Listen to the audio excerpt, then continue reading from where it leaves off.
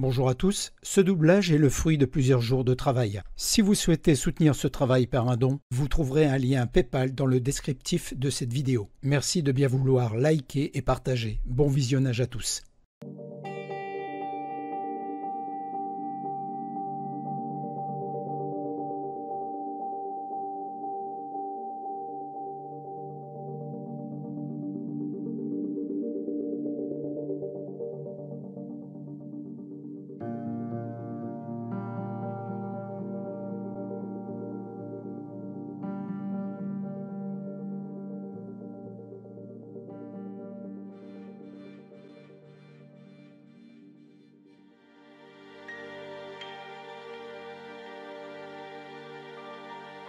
Les autorités sanitaires ont activé le niveau de réponse le plus élevé.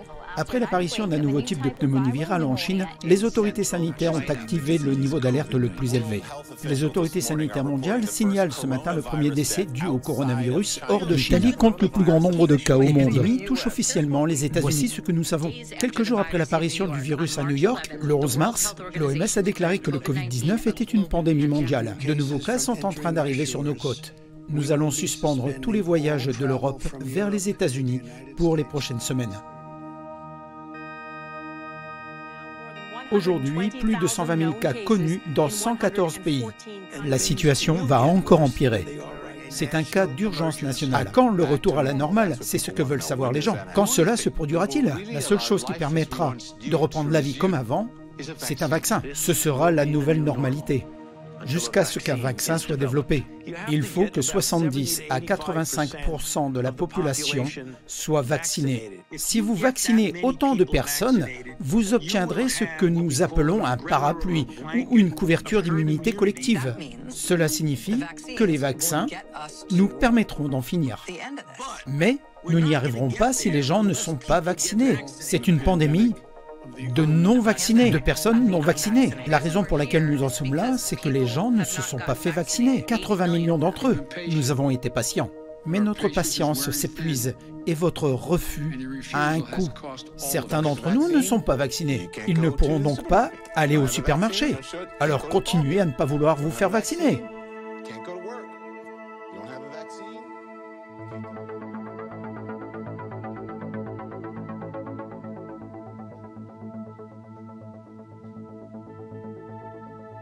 L'absurdité de ce que nous vivons est juste, c'est tout simplement inconcevable pour moi. Le monde est devenu fou. Il est devenu complètement fou. Mais il est devenu fou à cause d'une propagande et d'une censure acharnée. Rien de tout ça n'avait de sens. Des enfants jouant avec des instruments de musique étaient à l'intérieur de tentes, portant des masques et soufflant dans des instruments à vent. C'est comme si vous alliez au restaurant, vous portez un masque, vous l'enlevez, vous mangez et vous respirez. Rien de tout ça n'avait de sens. Tout cela a commencé en grande partie par la peur, n'est-ce pas? C'est comme ça qu'ils ont amené les gens à obtempérer, et j'ai été franchement choqué. Ils ont mis des masques, ils se sont tenus à 2 mètres de distance les uns des autres, ils restaient enfermés chez eux et faisaient le vaccin. Je suis prête. Ce n'était rien. La star, Jennifer Aniston, coupe les ponts avec les personnes de son entourage qui ne sont pas vaccinées. Nous devons cesser de protéger les crétins qui refusent de se faire vacciner. Quand allons-nous cesser de supporter les idiots dans ce pays et dire simplement qu'il est obligatoire de se faire vacciner? Qu'ils aillent se faire foutre avec leur liberté. Je veux la mienne pour vivre. Ce sont tous des trouillards, des lâches, des idiots et des losers. Je veux juste dire à tous les lâches qui sont là, ne vous comportez pas comme des poules mouillées. Si vous êtes prêt à marcher parmi nous sans être vacciné, vous êtes un ennemi. La persécution a fonctionné. Et des gens que je connaissais et dont je pensais qu'ils ne se feraient jamais vacciner ont fini par se faire vacciner contre le Covid. Ceux d'entre nous qui se sont fait vacciner, nous le savons maintenant. Je peux me tenir ici sans masque et discuter avec vous. Une personne vaccinée est exposée au virus. Les personnes vaccinées ne sont pas porteuses du virus et ne tombent pas malades. Nous obtenons une immunité de groupe grâce au vaccin. Le virus ne les infecte pas. Le virus ne peut donc pas utiliser cette personne pour aller ailleurs. C'est comme ça qu'on obtient une immunité collective, pas en laissant tout le monde être infecté. Les gens croient les informations qu'on leur donne sans les remettre en question. Ils font confiance aux sources d'où qu'elles proviennent, et ces sources ne sont pas dignes de confiance. Avant le Covid, je faisais confiance à ces sources. Il est plus court de vous dire ce qui était vrai que de vous dresser la liste des mensonges. Tout était mensonge à propos des vaccins, des masques, des tests, des fermetures d'écoles, de la sécurité et de l'efficacité.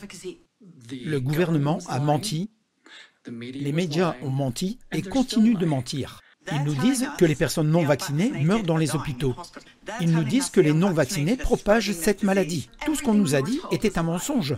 Il y a eu tellement de mensonges pendant le Covid. C'était juste des vagues de mensonges. Toutes ces choses ne tenaient pas debout. Il ne nous reste donc qu'une seule chose à faire. Nous devons prendre un bus et retourner sur la route pour découvrir par nous-mêmes ce qui se passe, car seul le peuple nous dira la vérité. Nous le savions depuis le dernier bus. Il était donc temps de repartir. À l'époque du premier bus, nous avons fait inscrire les noms, afin d'honorer les personnes qui avaient été blessées ou tuées par des vaccins. Et il s'agissait de vaccins approuvés lors de la première tournée. Ils mettaient leur signature sur le bus et cela le recouvrait. Je pense que ce bus a joué un rôle très important dans la découverte de l'étendue des dégâts causés par les vaccins. Nous nous sommes donc adressés à Children's Earth Defense en leur disant que nous avions besoin d'un bus et ils ont accepté. Je vois le bus pour la première fois. Il est là.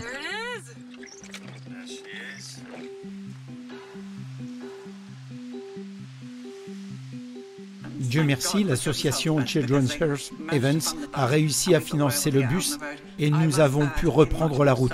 Je dois ajouter que ce bus était bien plus élégant que le précédent. On est en direct ? Excellent. Nous sommes en direct de Houston au Texas pour une grande annonce, une annonce très attendue qui a nécessité beaucoup de travail en coulisses. Children's Earth Defense va reprendre la route en septembre. Nous allons poursuivre l'action et parler à chacun d'entre vous de ce que vous avez vécu. Nous sommes Children's Earth Defense. Nous voulons savoir ce qu'ont vécu vos enfants à travers le Covid et tous les problèmes que nous avons rencontrés ces 2 dernières années. Nous voulons entendre toutes vos expériences. Notre première action a été de nous rendre à un événement. Et ce n'était pas le début de la tournée. Juste une petite visite surprise. Nous sommes en direct dans un lieu secret et je ne peux pas vous dire où nous sommes. Une multitude de personnes blessées par des vaccins étaient présentes. Et j'ai réalisé que nous irions sur place entendre des tonnes de témoignages sur les blessures et les décès dus au Covid ou au vaccin. Vous allez voir maintenant qui sera le premier. Entrez. Dites à tout le monde qui vous êtes. Je m'appelle Ernesto Ramirez. Je suis le père d'Ernesto Ramirez Jr. et je suis honoré d'être ici avec vous. Nous sommes honorés. CHD souligne unanimement votre courage et votre manière de parler de votre fils. Racontez-nous votre histoire, nous la connaissons, mais il se peut que certains téléspectateurs ne la connaissent pas. Qu'est-il arrivé à votre fils? En tant que parent unique, j'étais préoccupé par le Covid. Et on nous a menti en nous disant que c'était sûr et efficace. Nous sommes donc allés faire le vaccin. Et 5 jours plus tard, après sa première dose de Pfizer, il s'est effondré et il est mort subitement. Et le gouvernement a nié les faits. Personne ne veut admettre ses torts. J'étais bouleversé, suicidaire. Et le bon Dieu m'a mis sur le chemin pour tenter de protéger d'autres enfants. Je fais donc cela pour honorer mon fils. Je sais qu'il aurait voulu que je protège les autres enfants. C'est l'une des raisons de mon action. Nous devons nous protéger les uns les autres. Oui, je comprends. Pourriez-vous inscrire le nom de votre fils en premier, s'il vous plaît, sur le bus de Children's Earth Defense?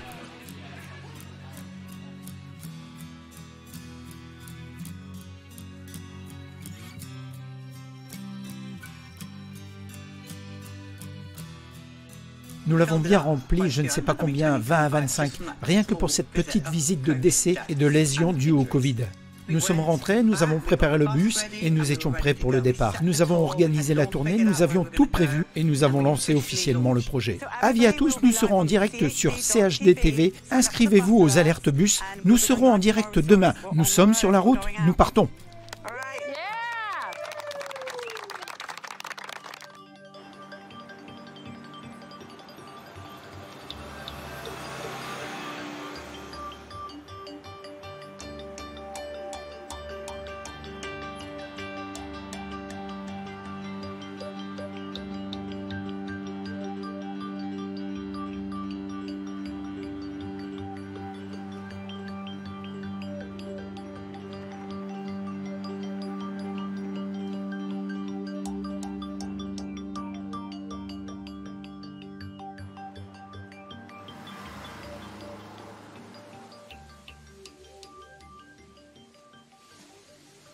Ils ont dit que c'était sûr et efficace et nécessaire.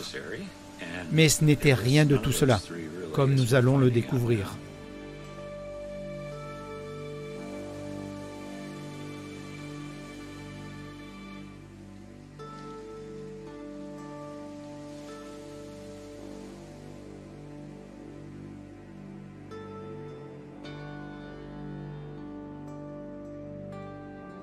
Après l'injection, on vous dit d'attendre environ 20 minutes sur une chaise. La dame a dit « Nathalie, vous pouvez partir ». J'ai dit non. J'ai dit non. Mon rythme cardiaque était... désolé. Dans les 15 minutes qui ont suivi, j'ai vu que je commençais à bredouiller. 40 minutes après la dose, j'avais l'impression d'être en feu à l'intérieur. Comme un feu à l'intérieur. Ma peau était en feu de la tête aux pieds. C'est comme si on me piquait tout le corps en même temps avec un petit couteau. Mes genoux ont commencé à se dérober. Je ne pouvais plus me lever. Je suis tombé par terre et je ne réagissais plus. J'étais sur le sol en train de convulser. 3 heures plus tard, j'étais à l'hôpital. Mon côté gauche s'est affaissé. On pouvait voir tout le côté gauche de mon visage s'affaisser. Je n'arrive toujours pas à sourire. Puis j'ai eu une crise d'épilepsie. Aviez-vous déjà eu une crise d'épilepsie avant? Non. Avant, j'étais en bonne santé. Ma glycémie était supérieure à 1400, mes organes étaient en train de lâcher. J'ai dit à mon mari que je n'allais pas m'en sortir. Ils lui ont demandé depuis combien de temps j'étais diabétique. Il a répondu « Jamais, elle n'est pas diabétique ». Ma gorge piquait et la toux me pliait en deux. Elle m'a dit qu'on ne pouvait pas me donner de Benadryl ou de stéroïdes en intraveineuse, car cela empêcherait le vaccin d'agir. Je lui ai demandé si je devais faire la dose suivante et il m'a répondu que c'était ça ou mourir du Covid. Vous plaisantez, je viens de faire une attaque. Le lendemain matin, j'ai eu le pire, le plus insupportable des martèlements dans la tête. Je tremblais, j'étais faible et j'étais mal. Essoufflement et douleurs thoraciques aléatoires. J'ai perdu la mémoire, celle à court terme et à long terme. Quelques jours plus tard, mes 4 membres se sont mis à trembler. Mes propos étaient insensés, j'étais très désorienté et j'avais des vertiges. On m'a dit qu'il s'agissait d'un mini AVC. Depuis ce jour, en fait 7 jours après mon vaccin, j'avais 3 ou 4 crises d'épilepsie par jour. J'étais hospitalisé toutes les 2 semaines à cause de mes douleurs thoraciques. J'ai quitté l'hôpital 9 jours après y avoir été admise, avec des problèmes de pancréas, sous stéroïdes et sous bêta-bloquants. Inflammation chronique, démyélinisation, polyneuropathie, acouphènes, palpitations cardiaques et tremblements. Tremblements, ma poitrine brûlée, vertige. J'ai eu un Guillain-Barré, un syndrome de tachycardie orthostatique posturale et une péricardite, une myocardite. Une myocardite. C'est une inflammation et une lésion du muscle cardiaque appelée myocarde. Cette inflammation peut réduire la capacité de mon cœur à pomper le sang. Elle peut aussi provoquer des douleurs thoraciques, un essoufflement et des rythmes cardiaques rapides ou irréguliers, ce qui correspond parfaitement à ce que je vivais en Californie et encore aujourd'hui. C'était fou, les symptômes les plus étranges. C'était pendant mon cycle menstruel. J'ai d'énormes caillots que je n'avais jamais eus auparavant. Un long caillot de sang dans mes sinus. Le bas de mon poumon est rempli de sang. C'est ce jour-là. À chaque fois que je vois un spécialiste ou quelqu'un de nouveau dans le domaine de la santé ou de la médecine qui donne l'impression d'essayer de m'aider à résoudre cela, il me repousse, passe au suivant, sans même m'examiner. Ce sont mes yeux. C'est une énorme tumeur. Elle est énorme, de la taille d'une balle de softball derrière mon œil. On m'a dit que c'était le cancer le plus agressif qu'ils aient vu. Mais j'ai été ballotté d'un hôpital à l'autre, car personne n'avait jamais vu ce type de tumeur auparavant. En général, cela touche les jeunes enfants et les chiens après vaccination multiple. L'interféron est l'une des substances chimiques les plus importantes produites par beaucoup de nos cellules. Et la particularité de la protéine Spike, de ce virus, diminue l'interféron de type 1. En sa présence, ces cellules inhibent l'interféron et ne peuvent plus recruter d'autres cellules immunitaires pour lutter contre des maladies importantes comme le cancer. Je m'appelle David Rasnick. Quelles sont vos qualifications? Je suis titulaire d'un doctorat en chimie et j'ai travaillé 20 ans dans l'industrie pharmaceutique et biotechnologique, puis plus de 20 ans dans la recherche sur le cancer. Jusqu'à ces dernières années, habituellement, les cancers sont lents à se développer. Il faut en général quelques années pour développer des cancers du sang et des décennies pour les tumeurs solides comme le cancer du côlon, du sein, etc. Ces vaccins à ARNM et ADN, ces injections génétiques, dévastent le système immunitaire. Nous savons que cela se produit déjà, mais nous observons maintenant une conséquence de la dégradation du système immunitaire, l'accélération du développement des tumeurs. Des tumeurs qui étaient sans doute déjà en vous au départ, bénignes, qui auraient probablement disparu toutes seules, sans le savoir. Mais une fois que votre système immunitaire est vraiment affaibli, elles peuvent alors se développer rapidement. En outre, la protéine Spike se lie à certaines familles de gènes de notre corps qui empêchent les cancers. Il s'agit de toute une famille de gènes appelés P53. Et plusieurs études montrent que cette protéine peut se lier à cette famille de suppresseurs de tumeurs qui ne peut alors plus fonctionner correctement, ce qui permet au cancer de se développer. Nous détruisons leur système immunitaire au point qu'ils ne peuvent plus résister au cancer, et que les cellules cancéreuses se développent maintenant comme dans une culture cellulaire. Rien ne les empêche alors de proliférer. J'ai fait une déclaration au VERS en mai. Et encore une fois, on a l'impression de n'être qu'un numéro et qu'il ne s'agit que d'une collecte de données. Il n'y a même pas de suivi. Vous savez, pour savoir si vous allez bien. C'est à eux de juger. C'est à eux de juger s'il s'agit ou non de ma nouvelle normalité et de ce que je dois combattre chaque jour. Je vais mieux qu'avant. Elle est restée au lit pendant presque un an, avant de pouvoir parler et être présente. Parce que c'était si grave, je veux dire qu'elle avait entre 15 et 30 mini-crises par jour. Oui, je commence à en avoir une. Vous faites une crise en ce moment? Oui, bien sûr, oui. Voulez-vous que j'arrête de filmer? Non, ça va. Je vais bien. Ça va aller. Qu'est-ce que je suis censé faire? C'est la vie que j'ai maintenant. Je ne peux même pas garder mon petit-fils. Désolé. Il va bien? Oui, il va bien. Non, sa tête est dystonique. Je ne peux pas la repousser. C'est après Moderna? Oui. Ce n'est pas une vie. C'est dans ces moments-là que vous commencez à penser, ok, comment puis-je mettre fin à ma vie? Eh bien, il est différent de ce qu'il était. Nous sommes chanceux que Tim soit en vie et qu'il se porte aussi bien à ce jour.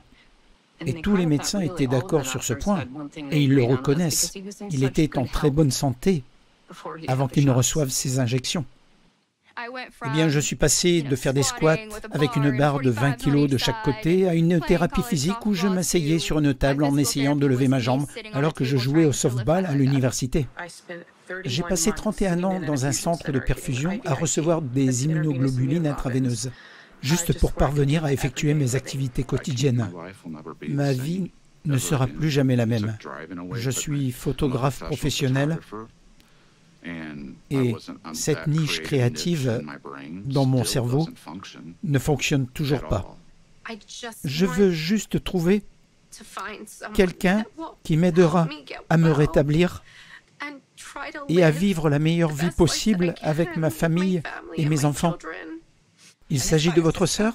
Oui, c'est à propos de ma sœur. Ok, racontez-nous ce qui se passe. Ramenez-nous au moment où cela s'est produit. Heureusement, l'histoire est très courte. Voilà, elle s'est fait vacciner. 10 jours plus tard, elle est morte. Sa fille a fait redémarrer son cœur.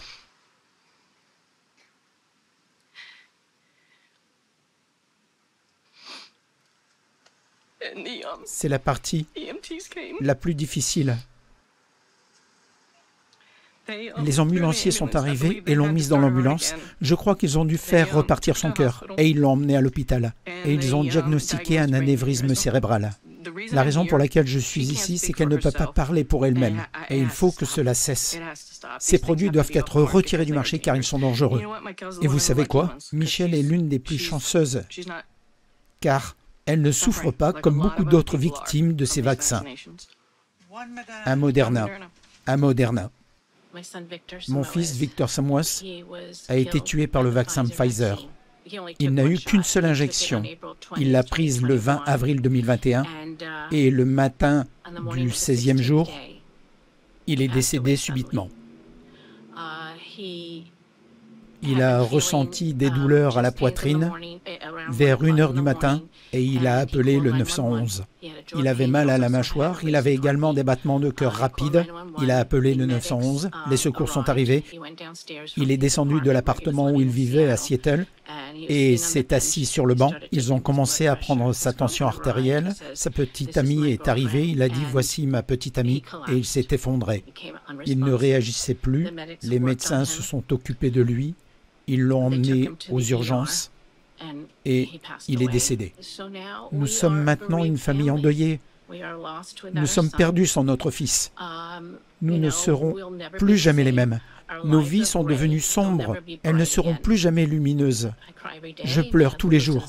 Et mon mari va au cimetière tous les jours. Ces gens ne réalisent pas qu'on perd des membres de notre famille et vous ne pouvez pas passer à autre chose. Voici mon beau-frère, Robert Weeks Jr.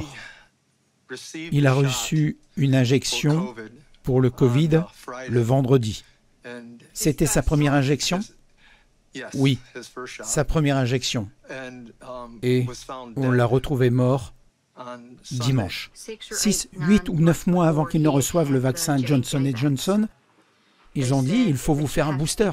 Il est allé à la pharmacie voisine et il n'avait que celui de Pfizer. Il l'a reçu et le même jour, un caillot de sang s'est formé dans son poumon et il est mort sur le champ. Elle ne se sentait pas très bien après le booster et environ 2 jours après son booster, elle s'est effondrée. Ses jambes étaient complètement paralysées, elle ne les sentait plus et était même inconsciente. Elle est tombée sur le sol et on l'a retrouvée, le visage dans son urine et ses excréments, presque morte. Son pouls était à peine perceptible. Alors, j'ai dit au médecin, « Je vous en supplie, donnez-lui une chance. » Elle avait un cathéter qui allait directement à son cœur. Il s'est infecté et elle est morte. Ma femme est décédée et les médecins ont attribué son décès au fait qu'elle avait été vaccinée et qu'elle avait commencé à avoir des problèmes cardiaques. Sa tension artérielle ne cessait de chuter à chaque fois qu'elle se levait et ils lui ont mis un pacemaker. Tout allait bien avant qu'elle ne reçoive le vaccin. Moderna? Moderna. Et vous avez pris 2 Moderna? 2. C'est ce qu'on a fait. C'est la 4e fois que j'ai le Covid et j'ai reçu les 2 injections. Je n'ai pas eu de booster, mais 2 injections. Pourquoi ai-je eu le Covid 4 fois? Pourtant, c'est censé stopper le virus. Alors que ça ne marche pas. Cela peut nous tuer, mais cela n'aide pas à empêcher le virus d'entrer en nous. Je suis presque sûr que la seule personne qui peut rappeler quelqu'un à la maison est le Seigneur. Et ces gens jouent le rôle de Dieu en ce moment même et prennent des vies. C'est inacceptable. Les bénéfices ne l'emportent pas sur les inconvénients, vous savez. On ne peut pas choisir qui doit vivre et qui doit mourir quand on sait que les effets secondaires sont graves et mortels. 1200 personnes ont perdu la vie lors de cet essai. Personne n'était au courant, personne ne le sait toujours pas, et la justice doit être rendue. Mon mari ne peut pas être considéré comme une statistique dans un journal médical quelque part. Il mérite bien plus, tout comme les victimes des vaccins et ceux qui ont perdu la vie. Ça va aller. J'ai de très bonnes nouvelles. Aujourd'hui, notre pays a réalisé un miracle médical. Nous avons mis au point un vaccin sûr et efficace en seulement 9 mois. C'est l'une des plus grandes réalisations scientifiques de l'histoire. Les vaccins, je le répète, sont sûrs. Ils sont sûrs, gratuits et efficaces. C'est aussi simple que ça. La pandémie a peut-être commencé en Chine, mais nous y mettrons fin, ici même, en Amérique. Les gens sont carrément contrôlés par une technologie sophistiquée, Une programmation subliminale et une persuasion médiatique où des personnes qu'ils aiment et admirent les encouragent à faire quelque chose sans qu'ils puissent imaginer que cela puisse être dangereux. Ils ne peuvent tout simplement pas croire que le gouvernement mentirait d'une manière qui tuerait ou handicaperait des millions de personnes. C'est inconcevable. Si vous n'avez pas été blessé par un vaccin ou si vous n'avez pas eu un proche dont vous avez compris qu'il avait été blessé par un vaccin, vous ne savez pas à quel point les vaccins peuvent être dangereux, n'est-ce pas?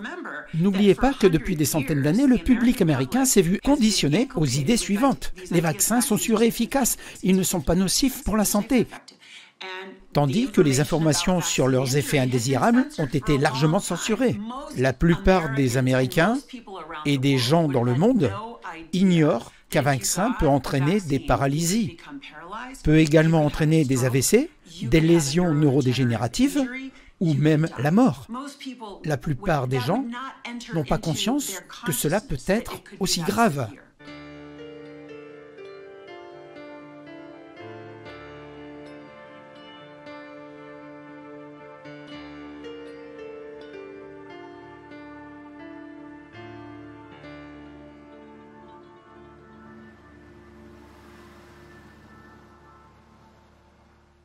Je suis Claire Deléhy, j'ai 24 ans et je suis la vidéaste du bus Children's Earth Defense. Bonjour, je m'appelle Caroline McGrady, je suis la responsable extérieure du bus de Children's Earth Defense. Je m'attendais à ce qu'il y ait beaucoup de blessures causées par les vaccins contre le Covid, mais je ne m'attendais pas à ce qu'il y ait des décès dus au protocole hospitalier. Je me souviens que la première semaine où je suis arrivée dans le bus, j'étais assise là, en état de choc. Au début, lorsque nous écoutions ces histoires, il était facile d'isoler l'hôpital en question. Mais une fois que nous avons continué à voyager et à entendre les mêmes histoires, nous avons été extrêmement choqués. Et il ne s'agissait pas d'un seul hôpital, mais de tous les hôpitaux qui faisaient exactement la même chose. Tous les gens sont venus raconter la même histoire. Et tous les points communs ont commencé à se dégager. Mais quand les personnes, l'une après l'autre, viennent raconter la même chose, on commence vraiment à se demander si ces personnes sont vraiment mortes du Covid.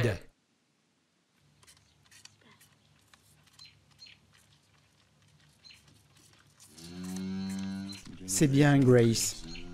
Grace est atteinte du syndrome de Down, mais elle pouvait tout faire. Parler en public, jouer du violon, lire et écrire.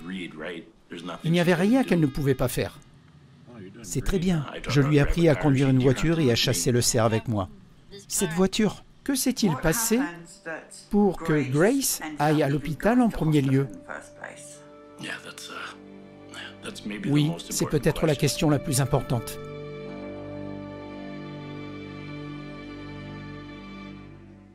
Ce qui s'est passé, c'est que le matin du 6 octobre, la saturation en oxygène de Grace est tombée à 88 et nous avons perçu cela comme une urgence car le protocole dit que si ce chiffre tombe en dessous de 94%, il faut se faire admettre à l'hôpital. Avait-elle l'air d'avoir besoin d'aller à l'hôpital? Non, elle avait un rhume et le médecin aux urgences a dit « Eh bien, je pense qu'à titre préventif, nous allons simplement hospitaliser Grace pendant 3 ou 4 jours, lui donner de l'oxygène et des stéroïdes et la ramener à la maison. » Je me suis dit que c'était logique. Nous sommes entrés dans la chambre peu après minuit, le 7 octobre. Le premier jour a été une vraie partie de plaisir. J'ai passé une bonne journée avec ma meilleure amie. C'était une bénédiction. C'était une enfant spéciale. Maintenant que nous avons le dossier, nous avons vu que le médicament d'anesthésie appelé Precedex a été administré le 9. Je suis son représentant légal pour les soins de santé. Pourquoi ne m'a-t-on pas dit ce qu'il faisait? Le Precedex est censé n'être utilisé que pendant 3 ou 4 heures en anesthésie, en chirurgie. Et la notice de ce médicament indique que si vous l'utilisez pendant plus de 24 heures, il provoque une insuffisance respiratoire aiguë. Et si vous regardez le certificat de décès de Grace, il va jusqu'au 13 octobre et son certificat de décès indique comme première cause de décès une insuffisance respiratoire aiguë avec hypoxémie. Il s'agit d'un effet secondaire dû à l'utilisation du Precedex pendant plus de 24 heures. Elle en a pris le 9 octobre jusqu'à 18h37, le jour de son décès. Ça fait 5 jours entiers. Je suis codeuse médicale. C'est quoi? Eh bien, vous examinez les dossiers médicaux ainsi que tous les diagnostics. Vous prenez ces informations et vous les mettez dans un code qui va à l'assurance et c'est ainsi que les hôpitaux et les médecins sont payés. Si je fais bien mon travail, le médecin et l'hôpital gagnent le plus d'argent possible et ils ne sont pas poursuivis pour fraude. Je travaillais aux urgences au début et à l'apogée du Covid. Des patients venaient me voir pour savoir s'ils avaient le Covid. Ils n'étaient pas assez malades pour être admis, mais assez pour recevoir un traitement. Je savais que les médecins prescrivaient parfois des stéroïdes pour soulager les troubles respiratoires et la toux. Mais j'entendais les médecins dire « Désolé, il n'y a pas de traitement, nous ne pouvons rien faire pour vous ». Vers août ou septembre, nous avons commencé à voir arriver des vagues de patients souffrant de cette maladie respiratoire. Même à ce moment-là, parce que je pense que les hôpitaux essayaient d'éviter de surcharger le système. Nous n'avons pas admis les patients comme nous aurions dû le faire. Et donc, je pense que c'était en quelque sorte le premier aperçu de la façon dont nous aurions pu faire les choses différemment, car ces patients présentaient encore des symptômes respiratoires. Mais ils n'étaient pas suffisamment graves, alors on les renvoyait chez eux, en leur disant de revenir lorsque les symptômes s'aggraveraient ou qu'ils n'étaient plus en capacité de respirer. Ce qui s'est passé à l'hôpital, c'est que nous avons cessé de traiter les patients. Nous avons essentiellement dit à tout le monde de rester à la maison et de ne pas venir à l'hôpital. Et dans les jours qui ont suivi, les patients ont été renvoyés chez eux et sont revenus dans le système hospitalier en très mauvais état. Ceux qui franchissaient la porte de l'hôpital étaient immédiatement mis sous respirateur. Différents protocoles étaient utilisés et nous avons très vite remarqué que le taux de guérison de ces patients était proche de 0. Avait-il un dispositif sur le doigt pour tester le niveau d'oxygène? Oui, il en avait un. Oui, notre médecin traitant lui a dit que s'il descendait en dessous de 88, il devait se rendre aux urgences pour recevoir un supplément d'oxygène. La grande différence est venue du fait que le pouls de mon mari est tombé très bas. Ils ont pris ses constantes et son oxygène était à 91. Ils nous ont dit d'aller à l'hôpital. L'oxygène était à 80, alors je me suis dit « Ok, maintenant je panique ». Elle ne voulait pas aller à l'hôpital. Mais comme beaucoup d'autres personnes, nous ne savions pas quoi faire d'autre. Nous avons suivi les directives de l'époque qui stipulaient que lorsque l'oxygène atteignait un certain niveau, il fallait entrer à l'hôpital. Je ne savais pas et personne ne nous a dit qu'il était possible d'avoir de l'oxygène à la maison. Il souffrait d'une légère oppression thoracique. Si vous ne pouvez pas respirer, allez à l'hôpital. C'est tout ce qu'ils lui ont dit. Son état ne s'améliorait pas et il est devenu si faible que nous avons dû aller à l'hôpital. Et le 7e jour, j'ai finalement dit « Je pense que nous devrions aller à l'hôpital ». Et c'était l'hôpital qui nous a soignés pendant 30 ans. Nos bébés y sont nés. Emmenons-le à l'hôpital, il faut étouffer l'affaire dans l'œuf. Il faut que nous allons mieux pour rentrer à la maison. Et le médecin qui le soignait lui a littéralement dit de ne pas aller à l'hôpital, car il tue les gens. J'étais au téléphone avec ma fille à ce moment-là.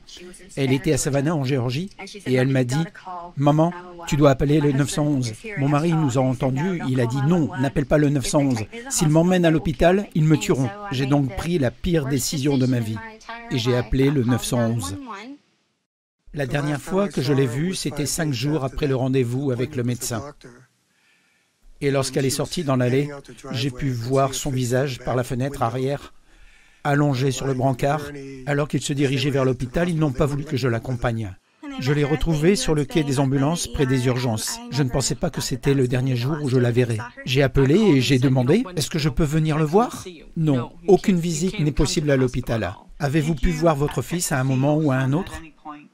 Non. Ils ne nous ont pas permis d'entrer à l'hôpital car ils ont dit que c'était un Covid. Mais quand il est mort, ils nous ont laissé rentrer avec tous les patients atteints du Covid. À l'époque, l'hôpital n'autorisait personne à entrer, que ce soit pour la soutenir ou la conseiller. Ok, nous devons aller de l'avant et l'hospitaliser. Vous devez partir. Et j'ai dit que je voulais amener mes enfants. Nous attendrons dans le hall ou ailleurs. Non, vous devez partir, nous allons l'hospitaliser. Je suis donc toute seule, je n'ai pas de soutien, pas de famille, et c'est incroyable d'être dans un hôpital dans une telle situation et de n'avoir personne près de vous pour dormir alors que vous avez de la fièvre et que vous êtes faible. C'est un moment très effrayant. Nous avons été si rapides pour l'hospitaliser que nous n'avons pas pu l'embrasser ni le serrer dans nos bras. Quelqu'un aurait dû être autorisé à être avec lui en permanence. Ils m'ont dit « Vous ne pouvez pas le voir plus longtemps, dites-lui au revoir ». Et j'ai couru jusqu'au parking et j'ai pleuré pendant environ 1 heure, car je me suis dit que c'était la dernière fois que je le voyais. Nous n'avons jamais été autorisés à la voir et on n'a pas pu lui dire au revoir ni participer à ses soins.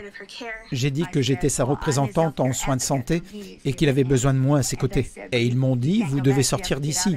C'est un centre Covid et il est atteint du Covid. Alors j'ai répondu que je vivais avec lui. Et puis ils m'ont dit, sortez de cet hôpital. Si vous ne sortez pas, nous allons appeler la police et vous mettre en prison.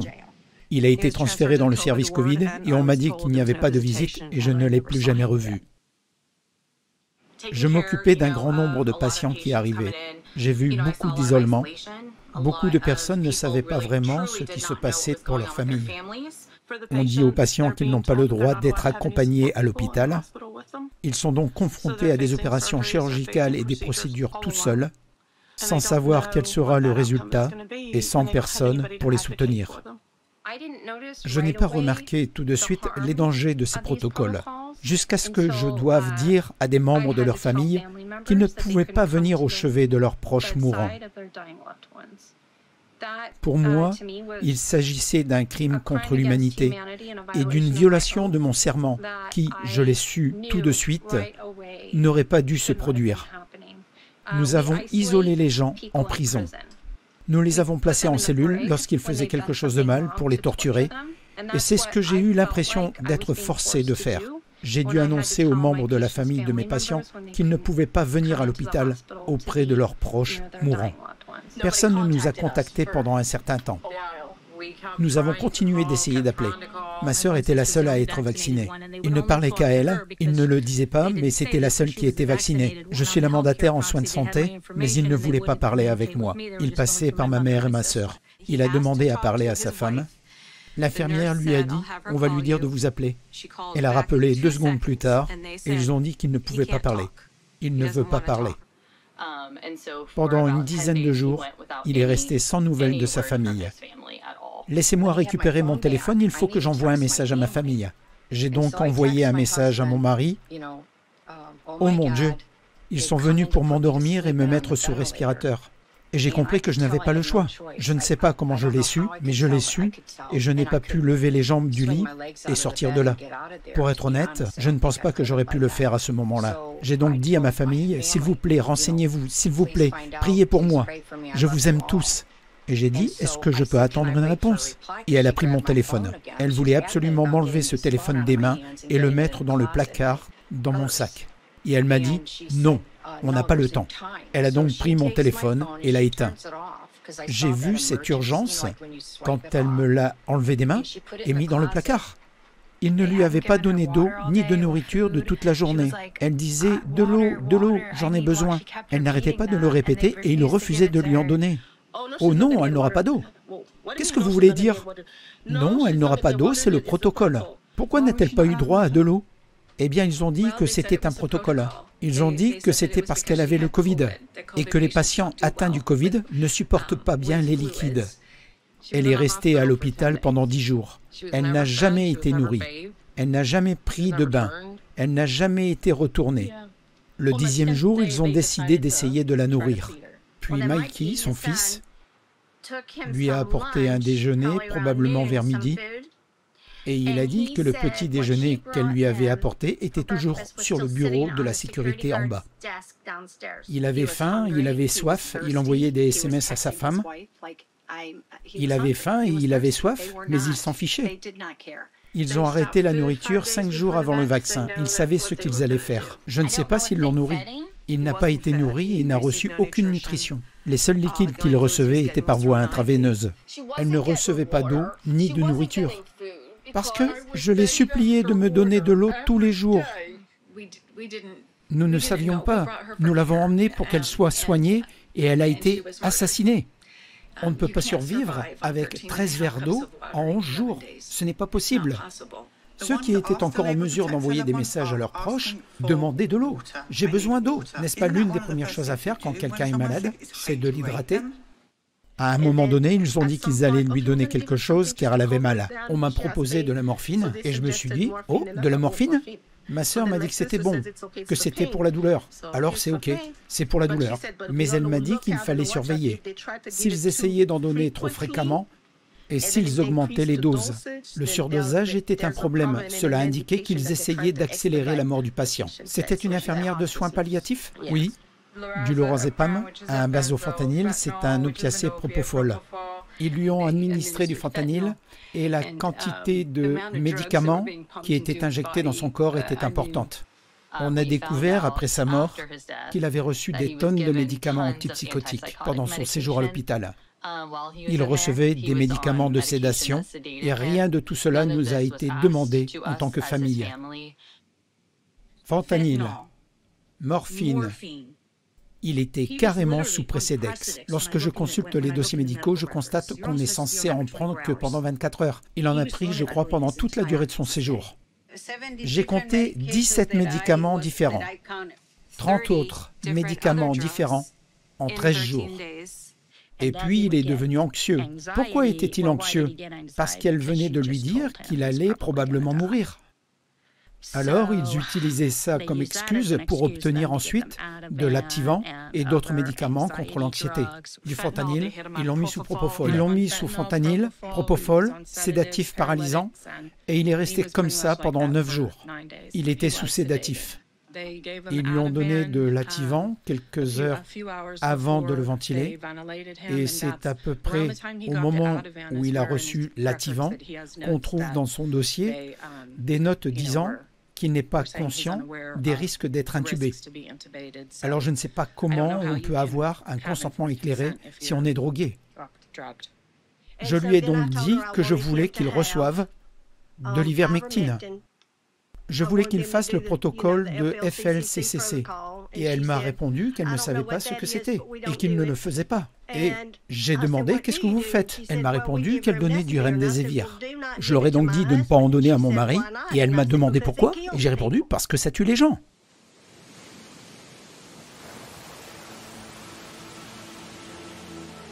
Ma mère a été assassinée par le protocole Covid à l'hôpital en 2021. Je l'ai emmenée à l'hôpital et à partir de ce moment-là, ils ont déclenché une série de protocoles et lui ont donné du remdesivir contre sa volonté. Et ils ont fait toutes sortes de choses contre sa volonté. Pendant tout ce temps, je me suis battu pour rentrer et sauver ma mère, car je suis infirmière. Et que je suis donc tout à fait qualifié pour la sauver, mais ils ne m'ont pas laissé rentrer. Ils ont insisté sur le fait que c'était leur politique et que je ne pouvais pas y aller. Pour les médecins et les infirmières de première ligne, il y a une nouvelle arme pour lutter contre le Covid. Un médicament antiviral dont l'efficacité a été démontrée lors d'essais cliniques. Le docteur Fauci a annoncé cette avancée à la Maison-Blanche. Les données montrent que le remdesivir a un effet positif, clair et significatif sur la réduction du délai de guérison. C'est vraiment très important. Quand je l'ai déposé, je leur ai demandé de ne pas donner de remdesivir, mais seulement de l'oxygène. Quand elle est arrivée à l'hôpital, ils lui ont donné 2 litres d'oxygène avec une simple canule nasale. Et sa saturation en oxygène est remontée à 95%. Je me suis dit, ok, elle va s'en sortir, elle a juste besoin d'oxygène, elle va rester quelques jours, puis elle ira mieux et elle rentrera à la maison. Ils lui ont administré du remdesivir à 2 h du matin la première nuit qu'elle a passée là-bas. Et je n'étais pas au courant, pas plus qu'elle ne l'était. 4 jours plus tard, elle continuait à recevoir du remdesivir et aucun de nous ne le savait. C'est au 4e jour qu'elle a complètement décliné. Lorsque j'ai appelé ce soir-là, j'ai demandé ce qu'ils lui donnaient et ils m'ont cité tous ces médicaments. Puis ils ont dit « remdesivir ». Je leur ai demandé « Mais pourquoi vous avez donné ça ? On vous a dit de ne pas lui en donner ». Ils m'ont répondu que c'était le protocole. Mon cœur s'est effondré. J'ai su à ce moment-là que ma mère allait mourir et que s'ils avaient simplement donné de l'oxygène, comme on l'avait demandé, elle serait encore là. La combinaison du remdesivir et de l'intubation est néfaste, sans aucun doute. Je veux dire qu'on parle de sédatifs. Vous savez, je veux dire que ces patients, beaucoup d'entre eux ont été intubés et mis sous remdesivir. Ils ont développé une insuffisance rénale à cause du remdesivir assez rapidement. Et 80% d'entre eux ne sont jamais rentrés chez eux. Après quelques doses, le remdesivir provoque une insuffisance rénale et hépatique. Vous vous remplissez de liquide et vous êtes condamné à un respirateur artificiel. Et vous finissez à la morgue la plupart du temps. Ils ont dit à mon mari que le seul espoir était le remdesivir et le respirateur. Et je me suis dit non, ce n'est pas possible. J'ai dit, vous m'avez donné un diagnostic de phase terminale. Je voudrais avoir le droit d'essayer l'ivermectine et l'hydroxychloroquine et le budesonide. et je veux que mon prêtre soit autorisé à venir ici pour donner les derniers sacrements. » Et ils ont dit, « On laisse venir votre prêtre si vous acceptez le remdesivir. » Il a donc négocié. Et j'ai dit, « Faites venir le prêtre rapidement. Faites venir le prêtre très rapidement. » Il est venu le lendemain avec vous à la première heure, et il m'a donné mes derniers sacrements et béni la pièce. Et je savais que si elle recevait un soutien spirituel, cela lui donnerait la force d'aller de l'avant, quoi qu'il arrive, et de combattre. Est-ce qu'ils vous ont donné du remdesivir? Juste une dose. Je n'ai jamais eu peur de mourir du Covid. Je craignais plus d'être assassiné à l'hôpital à ce moment-là. Ils lui ont donné du remdesivir, mais pas seulement pendant 5 jours, mais pendant 10 jours, alors qu'on savait qu'il avait des problèmes rénaux. J'ai cherché à savoir ce qu'il prenait, et ils ont dit du remdesivir. J'ai dit arrêtez ça immédiatement. Ce médecin m'avait promis qu'il avait retiré ce médicament pour mon fils, jusqu'au dernier jour. Puis il a dit que ses reins étaient en train de s'arrêter. Et j'ai dit, mais je pensais que vous l'aviez débarrassé de ce médicament. Et il m'a dit qu'il lui donnait la dose complète. Quelques jours plus tard, ils m'ont dit qu'ils surveillaient ses reins de près. Et je me suis demandé pourquoi. Il ne souffrait pas de problèmes rénaux. Vous lui avez donné du remdesivir? Ils n'ont pas voulu me répondre. Nous avons commencé à le prescrire. L'hôpital avait un protocole pour le remdesivir. Ils savaient qu'il provoquait des lésions rénales. Un appareil de dialyse fonctionnait en permanence dans l'unité de soins intensifs en raison des insuffisances rénales, car les patients arrivaient avec des reins normaux et finissaient par souffrir d'insuffisance rénale. Cela pouvait être dû au remdesivir, à des lésions dues à la déshydratation et à bien d'autres choses. Mais il semblait que c'était à cause des protocoles, car cela se produisait régulièrement. Nous avons reçu plusieurs nouveaux patients dialysés qui avaient été hospitalisés pour un Covid. Et l'hôpital leur a dit que le virus avait provoqué l'arrêt de leurs reins. Mais j'étais bien informé et je savais ce qui se passait. Ils recevaient du remdesivir, un médicament que certaines infirmières appelaient « courer, la mort est proche », car ça bloquait les reins. Le Covid n'est pas une maladie rénale, mais le remdesivir provoque une insuffisance rénale. Lors des essais sur les animaux, un tiers ont souffert d'une insuffisance rénale, puis d'une défaillance organique. Mes patients semblaient décliner après l'administration du remdesivir, surtout après plus de 2 doses. Tous finissaient avec une insuffisance rénale au bout de quelques jours. Étiez-vous avec elle lorsqu'elle est décédée? Ils m'ont finalement laissé entrer dans les 15 dernières minutes. Ma mère était magnifique. Elle mesurait 1,80 m, elle pesait environ 90 kg, elle était rousse avec des cheveux bouclés et elle était pleine de vie. Quand je suis arrivé, elle avait été complètement dépouillée de sa dignité. Ses cheveux étaient en bataille et son lit en désordre. Si j'avais été avec elle, je me serais occupé de tout ça. J'aurais été présente tout le temps. En cas de maladie virale, il faut commencer par administrer un antiviral le plus tôt possible, dès l'apparition des premiers symptômes, entre le 1er et le 3e jour. Nous savions que les patients entraient à l'hôpital en général vers le 7e ou le 8e jour, après la phase de réplication virale, dans la phase inflammatoire qui suivait. Pensez-y, la plupart des gens arrivent à l'hôpital vers le 7e ou le 8e jour de maladie. À ce moment-là, les virus ont pratiquement cessé de se répliquer. Lors de mes études de licence en soins infirmiers, on m'a enseigné qu'il ne fallait pas administrer d'antiviral plus de 24 à 48 heures après l'apparition des symptômes d'infection virale. Ce médicament était administré aux patients Covid hospitalisés, généralement 10 à 12 jours après l'apparition des symptômes.